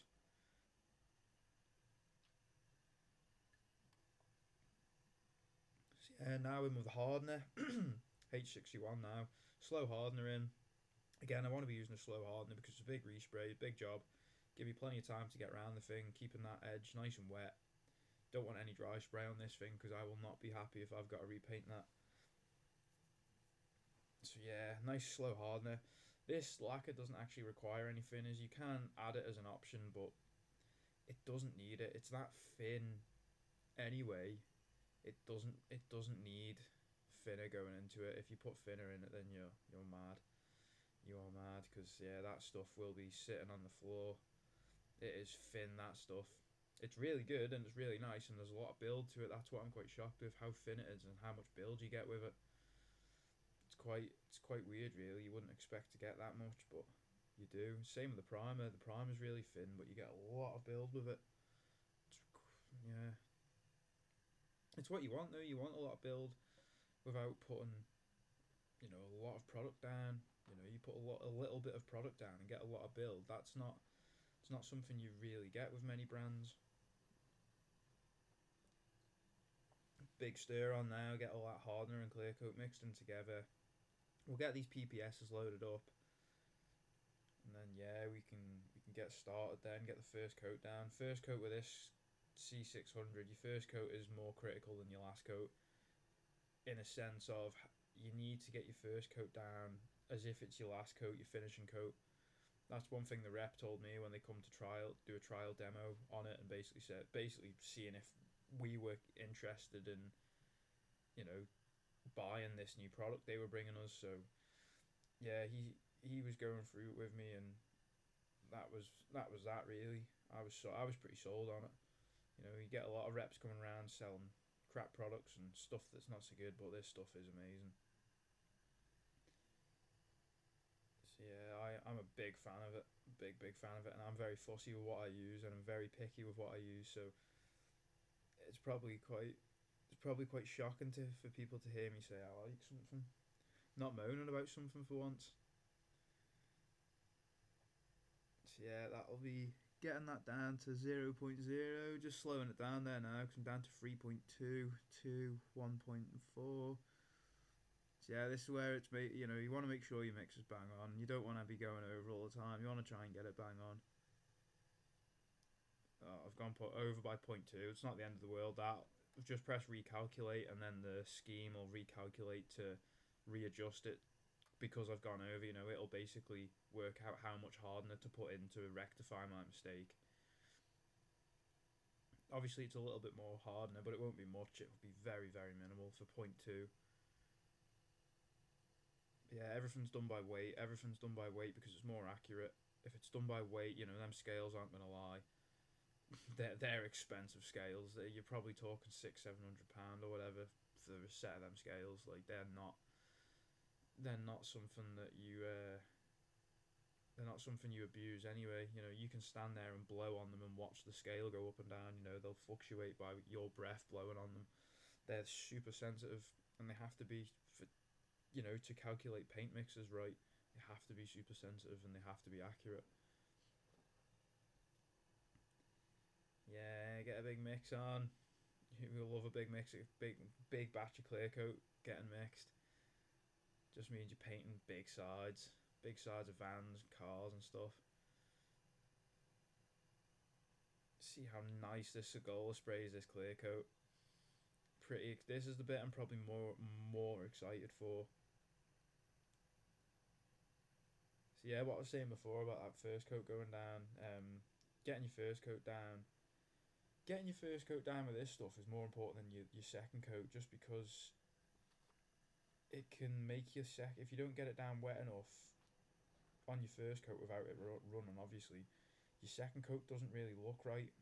And that's one thing I've noticed. If you don't get that first coat down real nice and wet within reason, but not that it's sagging off the panel. You want a nice first wet coat down, but you don't want it peely or anything.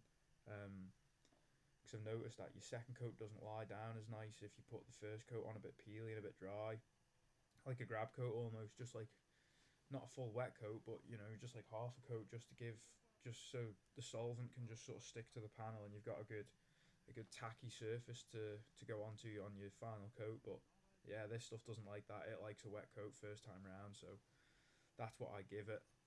And that's what the rep did when I was doing the demo of the rep. That's what he was doing. You know, he's like first coat, get it on wet, man. So yeah, I've just stuck with what he recommended to me. And that guy that come and did the demo with me, he's been at some cool places and done some good work in his life. You know, he was showing me photos and telling me about Aston Martins that he's painted when they were filming the James Bond films. And you know, not Aston Martin, the people that filmed them films come down to Aston Martin at the factory he was at and basically said, you know, we want some cars. And Aston Martin gave them like 16 of these cars, and they were just crashing them for this scene in Casino Royale or something. And he was just getting them back, and they were just painting them. And he was like, he was a cool fella. So it's interesting when you get to meet people like that, and some of the stuff they've done, the jobs they've done, and the information they can give you. It's really helpful. You know, that guy's seen some cool stuff and he's done some cool jobs in his time. And you know, that's why he now just goes around basically selling paint and selling products, because you know, he's basically achieved, you know, in my head, that's achieving the pinnacle of the goal of the job. You know, if you're working for Aston Martin painting cars that are going in James Bond films, well, in my head, you've made it in life. So yeah, he was a really interesting fella to say the least. But he comes back every so often. We get to talk a bit of rubbish. And yeah, it's good to meet some of these people that do all these cool jobs. Not painting purple sprinters though. If purple sprinters are better than Aston Martins. Nah, I'm only messing. That's just me winding people up. So yeah, let's get into this new gun. Let's see how this is going to spray this. So yeah, I've got the big 850 mil PPS cup on there, Merca system. Just checking what that gauge is doing. Checking if that gauge. Yeah, look at the fan pattern on that. That fan is massive. We ain't going to struggle to get this clear coat down. This is going to go down nice. I've got a good feeling about this now. Compared to my last Segola, that is significantly different how good the fan pattern is. So I'm really happy with that. And I've not even put any clear coat down yet. I've just tested it on my scrap wing, and I'm happy with it. So that says a lot. But yeah, you'll know by the end of the video how happy I am with the gun or not. Whether it's going in the metal skip or whether it's staying or whether it's getting sold. Nah, I'm happy with it. With what the base coat, with how the base coat has gone down. Yeah, I've got no complaints whatsoever. So yeah, I'm just getting all myself set up now because I don't want to be messing around. Once I start putting clear coat down, once I start, I just need to go. Can't be hanging around. Need to just go with it. So yeah, now I've started. It's go time. Start on the back aperture, and I can get up on the roof then and just carry it on.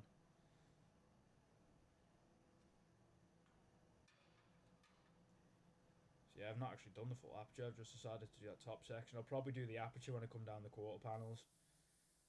So yeah, trying to reach over that halfway point just because I want to get plenty of clear coat on the other side of them ribs in the roof. You know, I don't want any dry spray or dry edges over there because that won't be nice. No one wants dry edges. You know, it's not good. Getting plenty of clear coat in them gutters too, them roof gutters. Making sure my back edge is covered. You know, it's hard to get that because you're pointing the gun the other way. You know, you need to point the gun back on yourself to make sure you're getting paint in there. For people that don't know and have never painted, you know, that's one thing. Sometimes you can't always, just because the gun's pointing a certain way doesn't mean you're getting paint on there, you know. It's weird. You've got to almost do a couple of jobs and mess them up to know that, oh yeah, no, you can't do that. You've got to do it like that.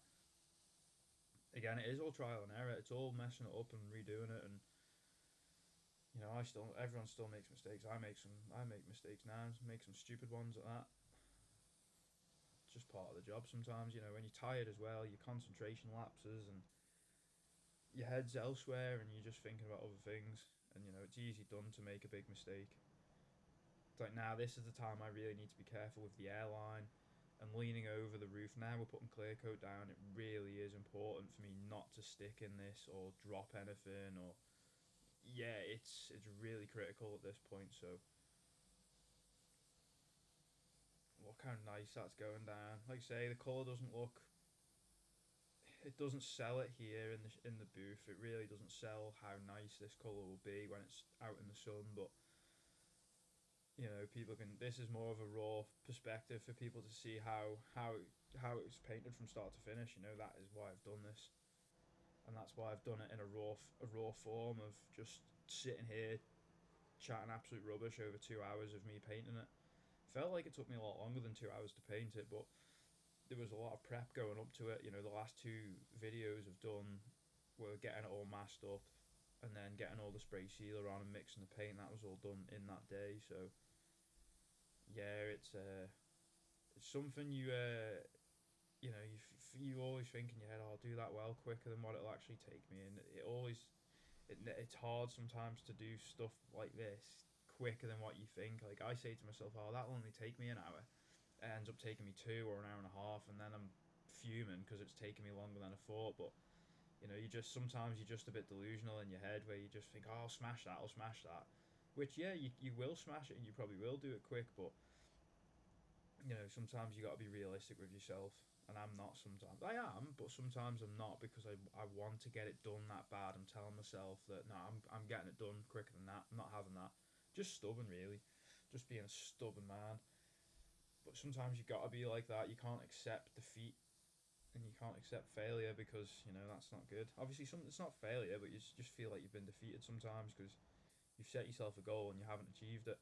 You know, it's really good to set yourself goals like that keep you moving forward and keep you productive. You know, if you're not setting yourself goals, then you're just going to be boring and you're not really going to achieve much when you go in and do a shift. So yeah, making them overlaps, you can see how obviously where I haven't been and where I have been because it's the first coat of clear coat. You can obviously see it. On the second coat, it won't be so obvious. Just because obviously the base coat looks matte now, and then obviously I'm putting a nice glossy coating on it, you know, glossy shine on it now, so you can see where I've been spraying and where I haven't been spraying it.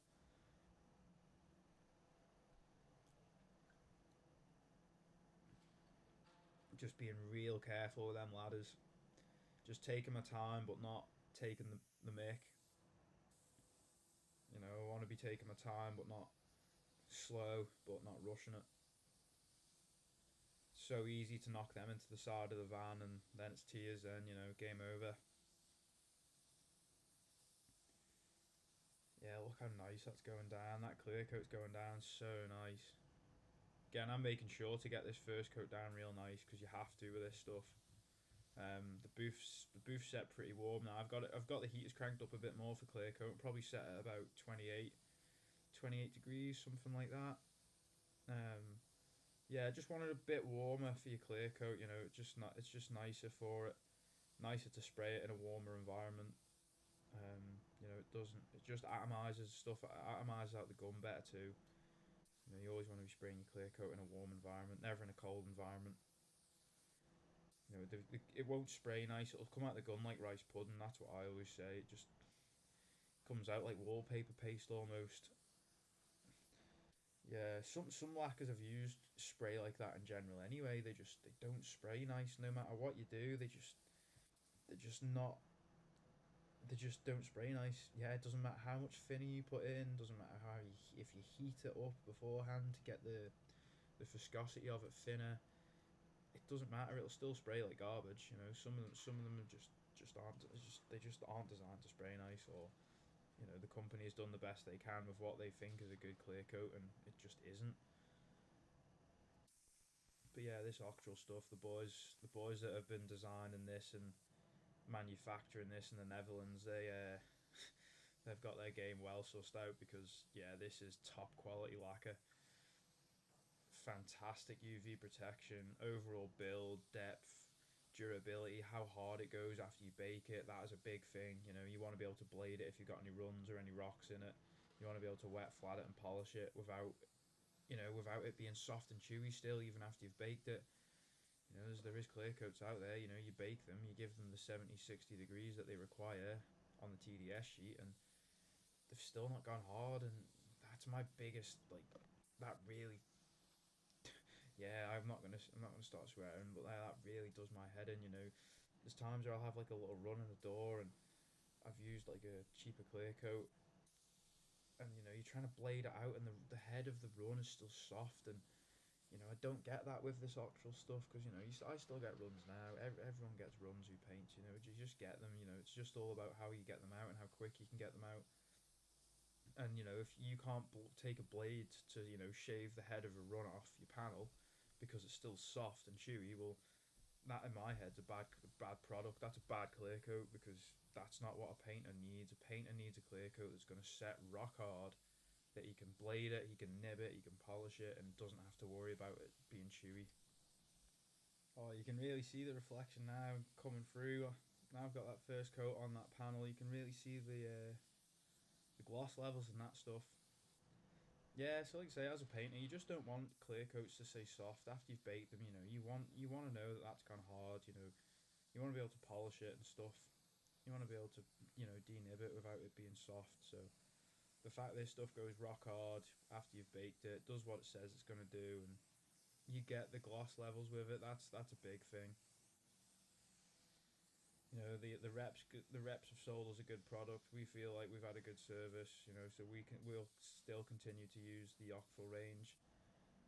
Um, it is really good. So love how nice that stuff lays down as well. That C600, it sprays so good, especially out of that Segola. It's effortless out of that Segola. Like I've been spraying since we've had the scheme installed and we've been on this new Octral stuff. I've been spraying the clear coat with my base coat gun with the high solids cap on it. So the high solids cap is designed to spray clear coats, and I find it's so hard to get the clear coat to lay down nice. This gun just puts it down effortlessly. I found I was really struggling to get nice finishes. You know, finishes that I was happy with. I mean, I'm never really happy with most of my jobs, but this I was happier with the finish this gun put out than what my Developers GTI Pro Light would put out. So that's saying something. That says a lot about how good the gun is and how happy I am with it. And for me to spend £800 of my own money on it, I'm not just going to go out and do that if I think the gun's rubbish, or if I didn't think the gun was capable of painting nice jobs, and if I didn't think I was capable of getting the finishes with it, because there's certain guns I've used, certain brands that I'm not capable and I'm not confident that I can paint good with them because they don't suit my painting style. I know it sounds really weird and probably really gay to a lot of people and stupid, but people paint differently and they have different styles of painting. So certain guns suit people differently. That is pretty factual. If you speak to most painters, they will have preferred brands of guns or non-preferred brands, shall we say. Certain painters will prefer certain brands for whatever reason. So yeah, these Segolas are me down to a T. They're forgiving. You get what they say on the tin. There's no seals in them. You can soak them in thinners. You don't have to worry about them. There's no stupid aftercare service payments on parts, and I've not had to put a part on my old Segola apart from air regulators. I've not and cups. You're always gonna have to change a cup on a gun, but obviously when you're using PPSs, you don't really have to, because PPSs, for people that don't know, they're more of a temp. They're more of I'm gonna mix my color up in it, and that color's gonna live in that PPS pot, and then I'm not gonna use that for anything else. So once that's used, that'll go in the bin. But you buy like the traditional white solid cups you get on a gun. Every gun you buy, they give you one usually. Sometimes you have to pay for them now actually as an additional, which is pretty keen, I think, to be honest. But yeah, so I chose to get a cup with the gun. I think I'm not sure, but they give me one anyway, so I was happy. But it's still sat in the box, so I'm not going to use it. Again, these PPS is that's what's on the gun now. PPS pot, it like vacuums itself once the clear coat goes down. It'll suction itself. Yeah, you can see how nice that clear coat's going down, man. Just look at that. You can see the reflection in the background. Yeah, we've got a glass door on the spray booth. It's it's got big windows in it and stuff, big metal frame, big glass panels so you can see what's outside the spray booth. Especially when you're putting that clear coat down like it's a mirror, you can really see what's behind you. Yeah, just keeping that edge nice and coated up there. I did actually miss a little dent on that panel, which I was pretty annoyed about, to be honest. I didn't see it until after I'd painted the van, and I don't know how I didn't see it because I don't usually miss stuff like that, but I was pretty fuming about that, to be honest. But yeah, hey, I'm only human. It is what it is. That I've had a lot to get done, and a small dent isn't the end of the world. You know, it could have been a lot worse. I could have missed, or it could have been something totally stupid that had gone wrong. I could have tried this new gun out, and this van could look awful by the time I get this painted. It could look real crap, and but yeah, that's not really too much to worry about. Just annoying, You don't want to be missing dents because it just doesn't look very professional, but it does happen. When you're on a big job like this, you've got so much to take in and so much to remember. It's hard to remember everything. It's not an easy task by any means.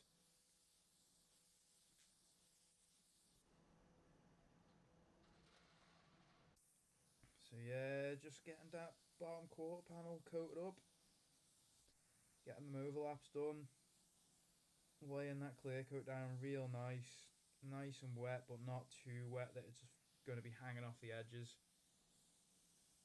You can see how nice and big that fan is on that gun. Look at the reflection in that.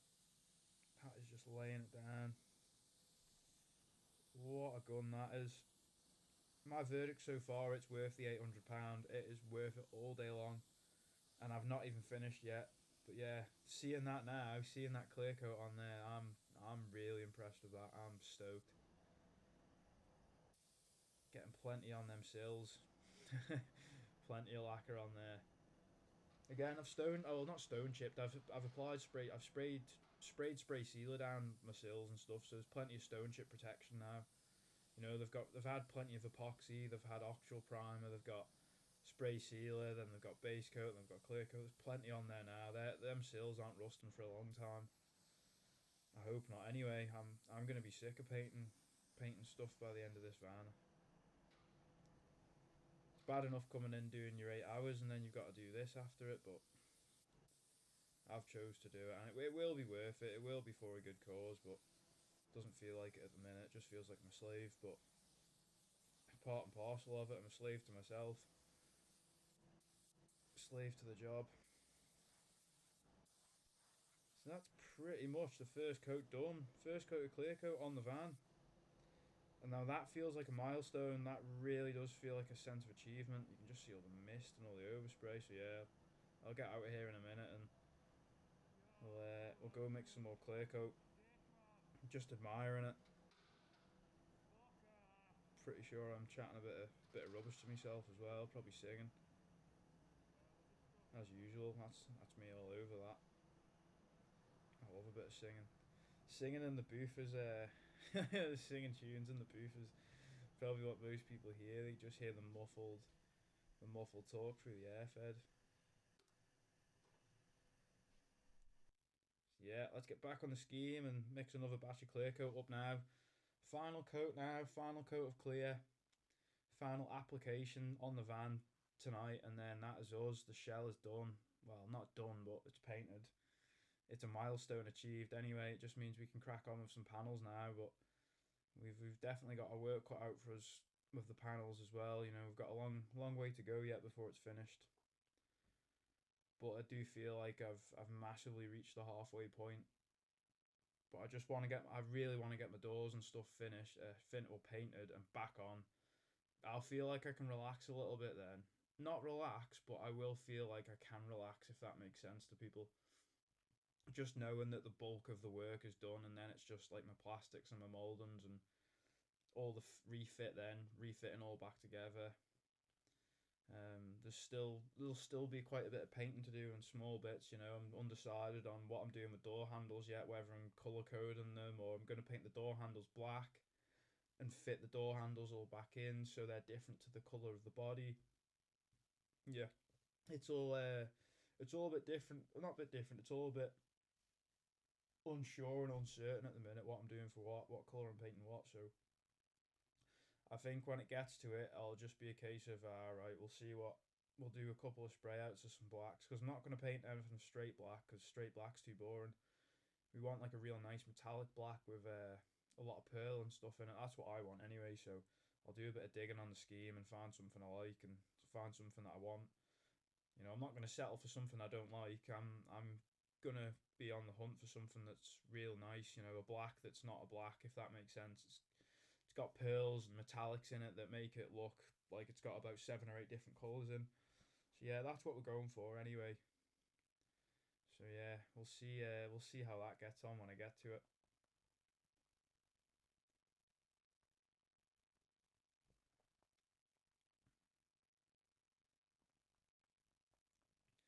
Yeah, get a big mix on, get all that clear coat mixed in, and then I can fill my PPSs up again, and go back in and make another attack on it.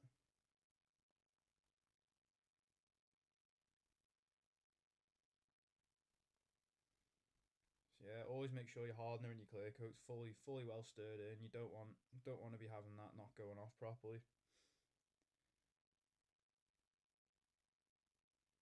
So yeah, fill that 850 one up, and we'll fill the 650, and then we're good to go. Then I'll probably only have to fill one of them in there, and what mid coat, and then we're good. So shouldn't slow me down, shouldn't cause me any dry spray or any issues. I'm just being tight and cheap. I was just trying to save the boss some money on PPS cups. I could have filled two more PPS cups with clear coat and just clicked them on the gun and went, but I like to try and save money where I can, especially when people are good enough to let me use the stuff, and good enough to let me use the premises and things. It's swings and roundabouts. If you can save people a bit of money here and there, they appreciate that in the long run, and it says a lot about you as well as a person. That you care. So I like to try and be as cost effective and friendly as I can. So yeah, just because I've left the gun sitting for a couple of minutes, probably about 10 minutes. I'm just gonna rinse it through on the gun wash, blow some thinners through it, blow it out, make sure it's nice and clear, no blockages, ready to go. Fire my clear coat back through, no problems. Just gonna plug my little blow gun in into my airline, into my belt, and then I can blow that gun through. Then blow the thinners out of it, blow any lacquer or anything left in it. I know I'm right then. When I click that onto my PPS, I shouldn't have any contaminants or any issues because I've just put clean thinners through it in the gun wash machine. So yeah, that's the reason for that. You really got to be on your game with contamination and dirt and stuff with your guns and all that sort of carry on.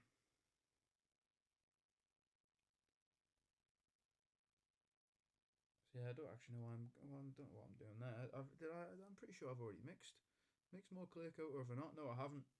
I had some left over from the first coat. So yeah, I'll mix a fresh batch, and then because that'll need to flash off a bit more, yeah, and then we'll be good to go.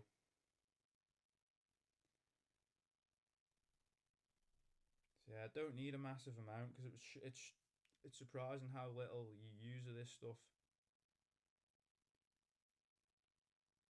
So yeah, get that weight down, bang on, dropping down now. So what have we gone over by there? I think I can't really see, couldn't see that, but wasn't much. Just press the recalculate button. Scheme will recalculate it, and then I'll put the right amount of hardener in now. Again, you always want to try and put the right amount of clearance. Sometimes it is hard, or it is hard not to go over or to get it on bang on the fit or bang on the 0-0 mark. It's hard to get the clear coat or the hardener to pour out of them jars consistently sometimes. You can see now just down on 5 grams. What's that down to? 0.1, 0.3 is that? Can't quite see.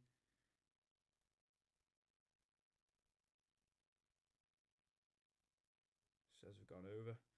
Don't know how much that was by. I don't think it was much. If it was much, I'd have recalculated it. You've got a tolerance of like 0.1, 0.2, but probably with hardener and clear coat, there's probably a bit more than that. To be honest, you're not. It's not going to cause you any issues, but it's just not good practice to be going over and just having the attitude of like, well, it doesn't matter. It does matter. There's a reason the product is designed to be weighed to that ratio or that measurement. So use it. Weigh it to that measurement. Don't just say in your head, oh, I can't be bothered, or that's my way's better, because your way's not better. That product's designed to be weighed at that amount for that reason. So yeah, the manufacturers have done it for that way. So just stick to what what they're telling you. They're not telling you information for a laugh. They're telling you it for a reason.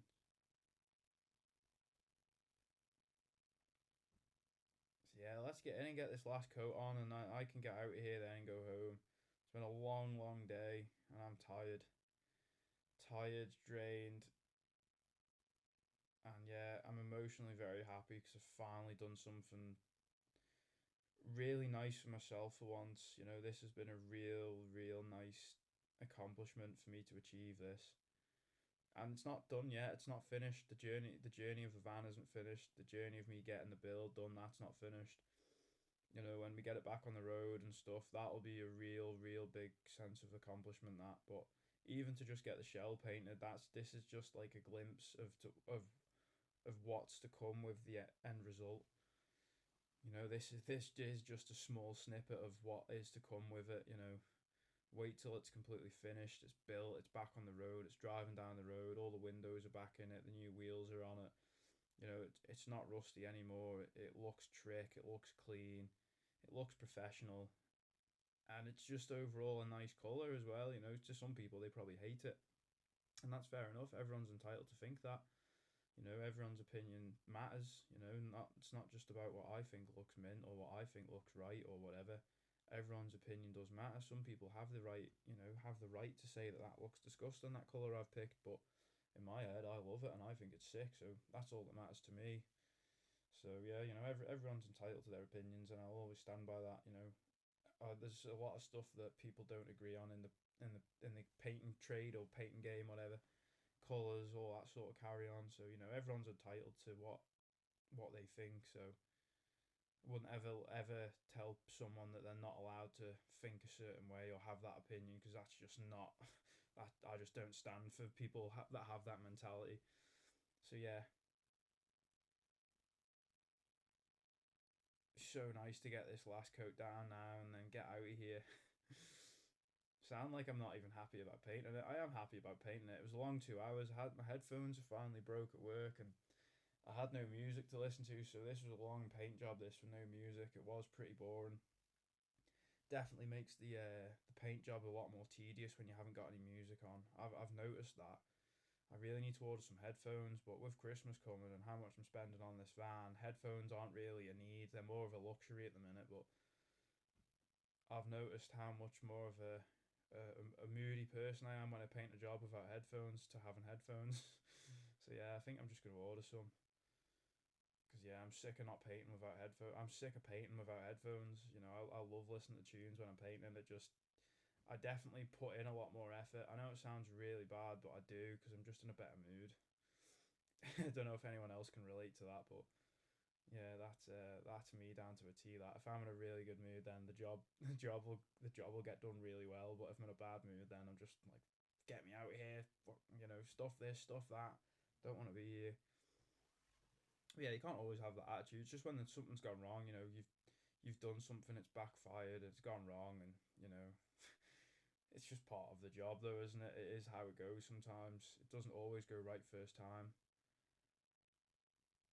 So yeah, you can't really see now with this second coat. You can't really see where I've been with my overlaps.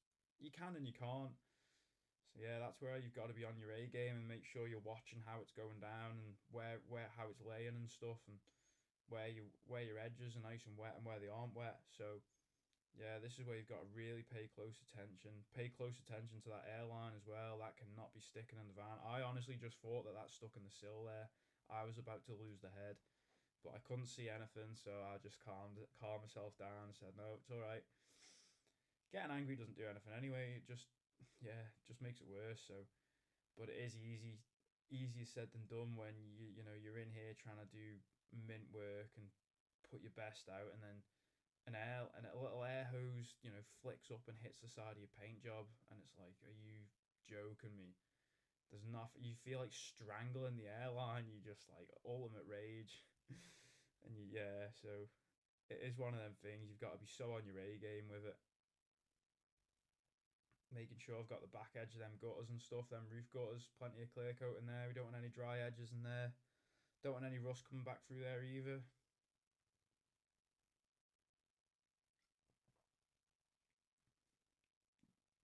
Yeah, starting that nice halfway point in the middle of the roof, really extending that shoulder over. No wonder my shoulders are in such bad condition. It's doing all this, leaning over roofs and stuff with a full weight of a PPS. That's 850 mil of clear coat in that, and then the weight of your gun, and it's pulling on your tendons and your arms and your shoulder, and it definitely takes a toll on your body doing that because my shoulders aren't what they should be. Like they're strong, but they're not strong. If that makes sense, they're very weak and they're very tired. But it's mainly down to the tendons and stuff like that, and then it's not down to the muscles. It's down to tendons and stuff like that. So yeah, does definitely this job does definitely take it. Doesn't take any prisoners on the shoulders or the body side of it. Even like the just the whole job. It's all about moving your arms as fast as you can. That's what makes the money. Whether you're rubbing filler, whether you're prepping something for paint, whether you're painting it, it's all arm movement. It's all shoulder movement. It's all repetitive strain on the body. It's not something you want to be doing for 40 years. So I'm pretty raging. I've just seen a big clear coat drip hit my roof. So it's dripped off my PPS and gone on the roof. So I'm gonna have to wet flat that out. No one would see it up there, but I'm gonna wet flat it out because I know it's up there. That's the sort of person I am. So yeah, I was a bit annoyed about that because that's the sort of stuff that shouldn't happen with PPSs. But because I've been in a rush trying to, take it off, take them on and off. You can see how I've just flicked the gun there to get any excess clear coat off so nothing's dripping. Don't want anything dripping there. Cause yeah, that'll just not be good for me if that's dripping everywhere. I don't want big blobs down the side of the van or in the roof for that matter. So yeah, you can see that airline that's trying to have me off there because it was caught under the front tire of the van. It was getting snagged, and if you start pulling tight, it'll start whipping, and it starts whipping, it'll start going closer and pulling to the side of the van, which you don't want. So you're better off just sometimes running back down the ladders, taking your time, go and pulling more of the airline round, and just spend a bit more time. It is hard when you've just put, you've got half your roof has just got its first coat of clear coat or your second coat of clear on. You don't want to be mucking around, messing around with airlines on the floor. You want to be going in and getting that clear on as fast as you can, which is what I'm trying to do here. Get this on, and then we'll see what the end result looks like, and then we'll know then how good of a job we've done.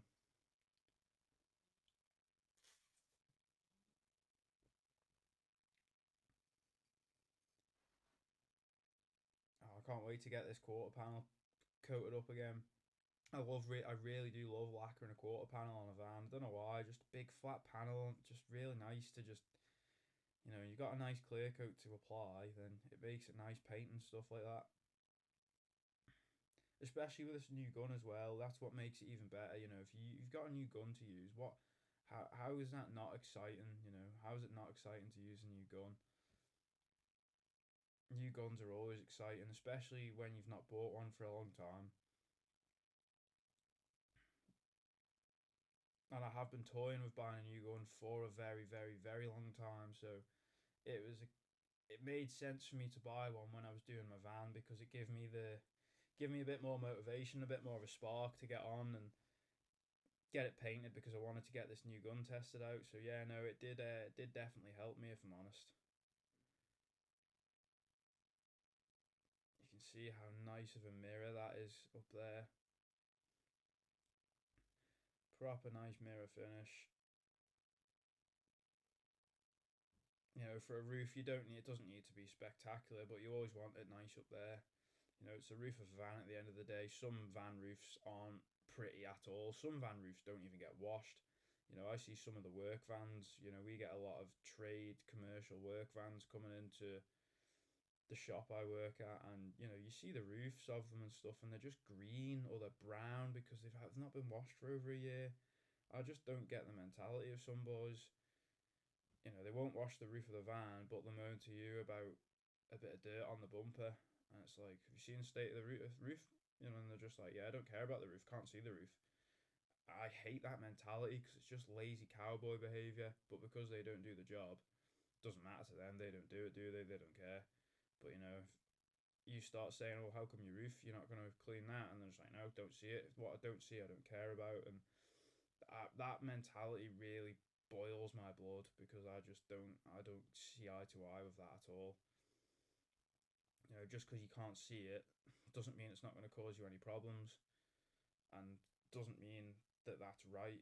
It just, yeah, it really doesn't sit well with me. I'm just a fussy human being, though. A lot of people don't like me for it, but I don't really care. Fair, I don't know why I'm filling that other 600 one. What's in the 8 will probably do me that full side. Well, it will do me the full side. I've massively overmixed for this. I shouldn't have really done that. I don't know why I've overmixed. Actually, no, I've not even got. I've got two sides to do yet. Maybe I've not overmixed actually. Yeah, it's probably about right where I am because that 600 will probably do me this side, and the 800 will do me, and I'll probably, yeah, what's left in the cup. So it's not too bad, but yeah, you don't want to be overmixing. Just a waste of product at the end of the day as well. Again, the clear coat's that expensive. You can't afford to be wasting it. It's too expensive. You don't want to be throwing it away. So it's always good to get your mixes bang on. Sometimes a clear coat though, you don't. You would sometimes rather throw a little bit of clear coat in the bin than run out halfway down the side of a panel and then you're in. Especially if it's only a two coat application and you're on your second coat and you've undermixed and you've ran out halfway down, and by the time you've gone in and mixed it on the scheme, and it's probably gone on. It's probably started to, you know, you, it's probably started flashing off, and that what you do then, you're either coating it up or you're not. But yeah, I wouldn't recommend if that happens to you. I'm not going to recommend anything because you should just read your TDS sheets to see what your paint manufacturer is recommending. For coat application, is it one, two, or three? But yeah, most clear coats now are two coat application. Some of them, some people class their half coat as not even a coat. Some people give it a half coat and then they'll give it two full wet ones. But this Octral's supposed to just be two, so I just give it the two. I don't mess around with half one and two wet ones. It just gets two wet ones, and that's what it gets. Especially when the paint reps tell you that's what they recommend. So if they recommend it and they're trying and testing it, back in some factory somewhere with all these products and panels and cars, they're going to be testing it to the absolute limit of its capabilities. So you can generally trust what they're saying and why they're saying it. It's when the product doesn't do what they're saying it's going to do, and you're like, well, why am I going to buy this? This is a crap product. And they're stood there telling you, oh no, this is the best. This is mint. You want to buy this, and you're like, nah, this isn't good. So yeah, it's nice to actually have some decent reps come around for a change and sell some good products. You always get a lot of dodgy ones come around trying to sell you products that just aren't up to scratch, aren't up to standard. They're asking big money for them, and they're just not worth it at the end of the day. They're really not worth it in my head. So yeah, nearly there now. This side's nearly bashed out. Again, thanks to anyone or everyone who's actually sticking around and watching these, especially people that are going to sit and watch this one because I've made more of a movie here. This isn't an episode. I've decided to make a movie, so yeah. So to anyone that's actually sat watching this, fair play, fair effort. It took me 2 nights to do all the audio to it because I just couldn't sit there for 2 hours talking rubbish. I've had to do it over 2 nights and drink a couple of beers to try and talk about different things. Can't sit here doing this for 2 hours sober. I'd be well bored. None of that. So yeah, that's that side cracked out. Let's get right. Let's get this scuttle panel knocked off, and then let's get into the big quarter panel. Then let's get this clear coat absolutely layered on there. Let's go for a real nice finish. We're not messing around. Just gonna grab me a little hop up step. Gonna need that for the other side. Yeah, we'll go and clip the 850 850 PPS on now. So yeah, just pull the trigger. Any excess clear coat out of there. Clip the 850mm PPS on the gun. Good to go. Make sure everything's tight. Don't want that being loose and I pick it up and all the lid drops off it and all the clear coats everywhere, because that would be tears.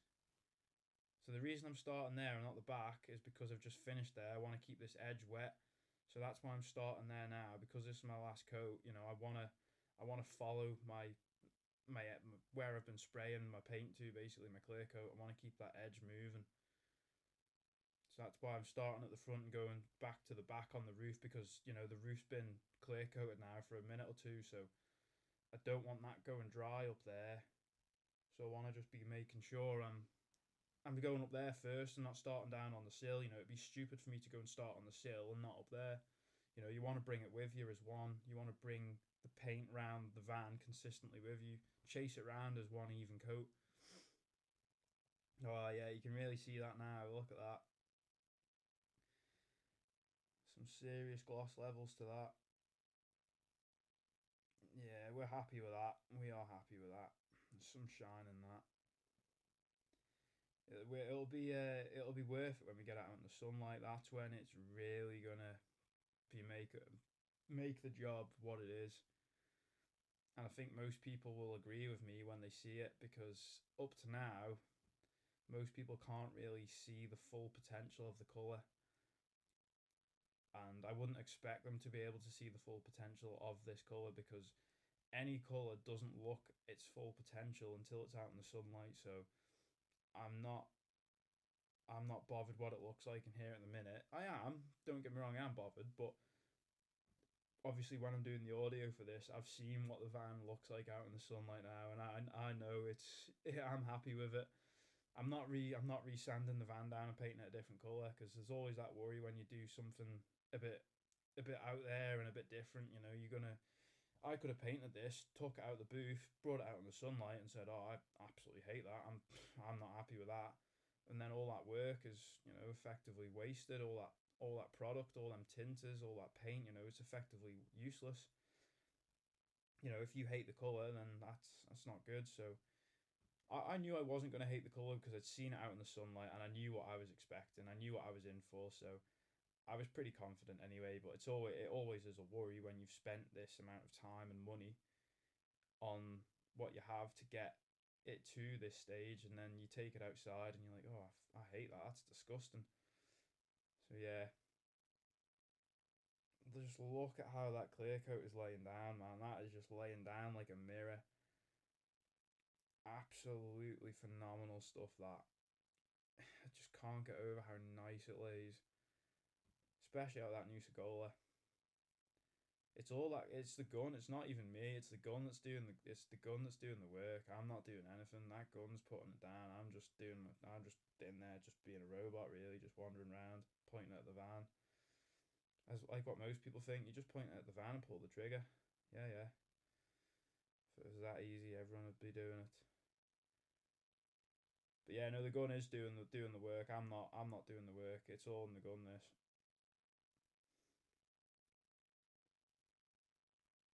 Getting plenty of clear coat around there, especially around them hinges. Around them hinges and around them door shuts. There'll be a lot of traffic in that door shut. That's obviously the driver door shut, so that'll be the door that's getting opened and shut the most. So I want plenty of product in around there. We don't want any scratches coming through or any rub throughs going in there anytime soon, rubbing down through to the white. That wouldn't make me happy. So now all will be revealed. Let's get the daylight out. So this daylight is what replicates the sunlight. Look at that. Hee-hee! Look at that. I'm one happy man right now. I've just got to sit here and admire this for a minute, because that is spectacular. That is a word for that. That is, if I could swear, I would swear on it, but it's all the muting it and taking it out, so I'm gonna keep it all nice and not swear. But yeah, that is, yeah, can't even bring it to words, man. Just look at it. Just look at it. That is some achievement right there. big achievement. This it is a real big achievement. I'm real proud of myself. Real proud of myself now. I'm always painting. I'm painting jobs on a day-to-day basis, Monday to Friday, and paint a lot of vehicles. But it's rare for me to get to do this for myself and something this nice. So no, I'm over the moon with this. I really am.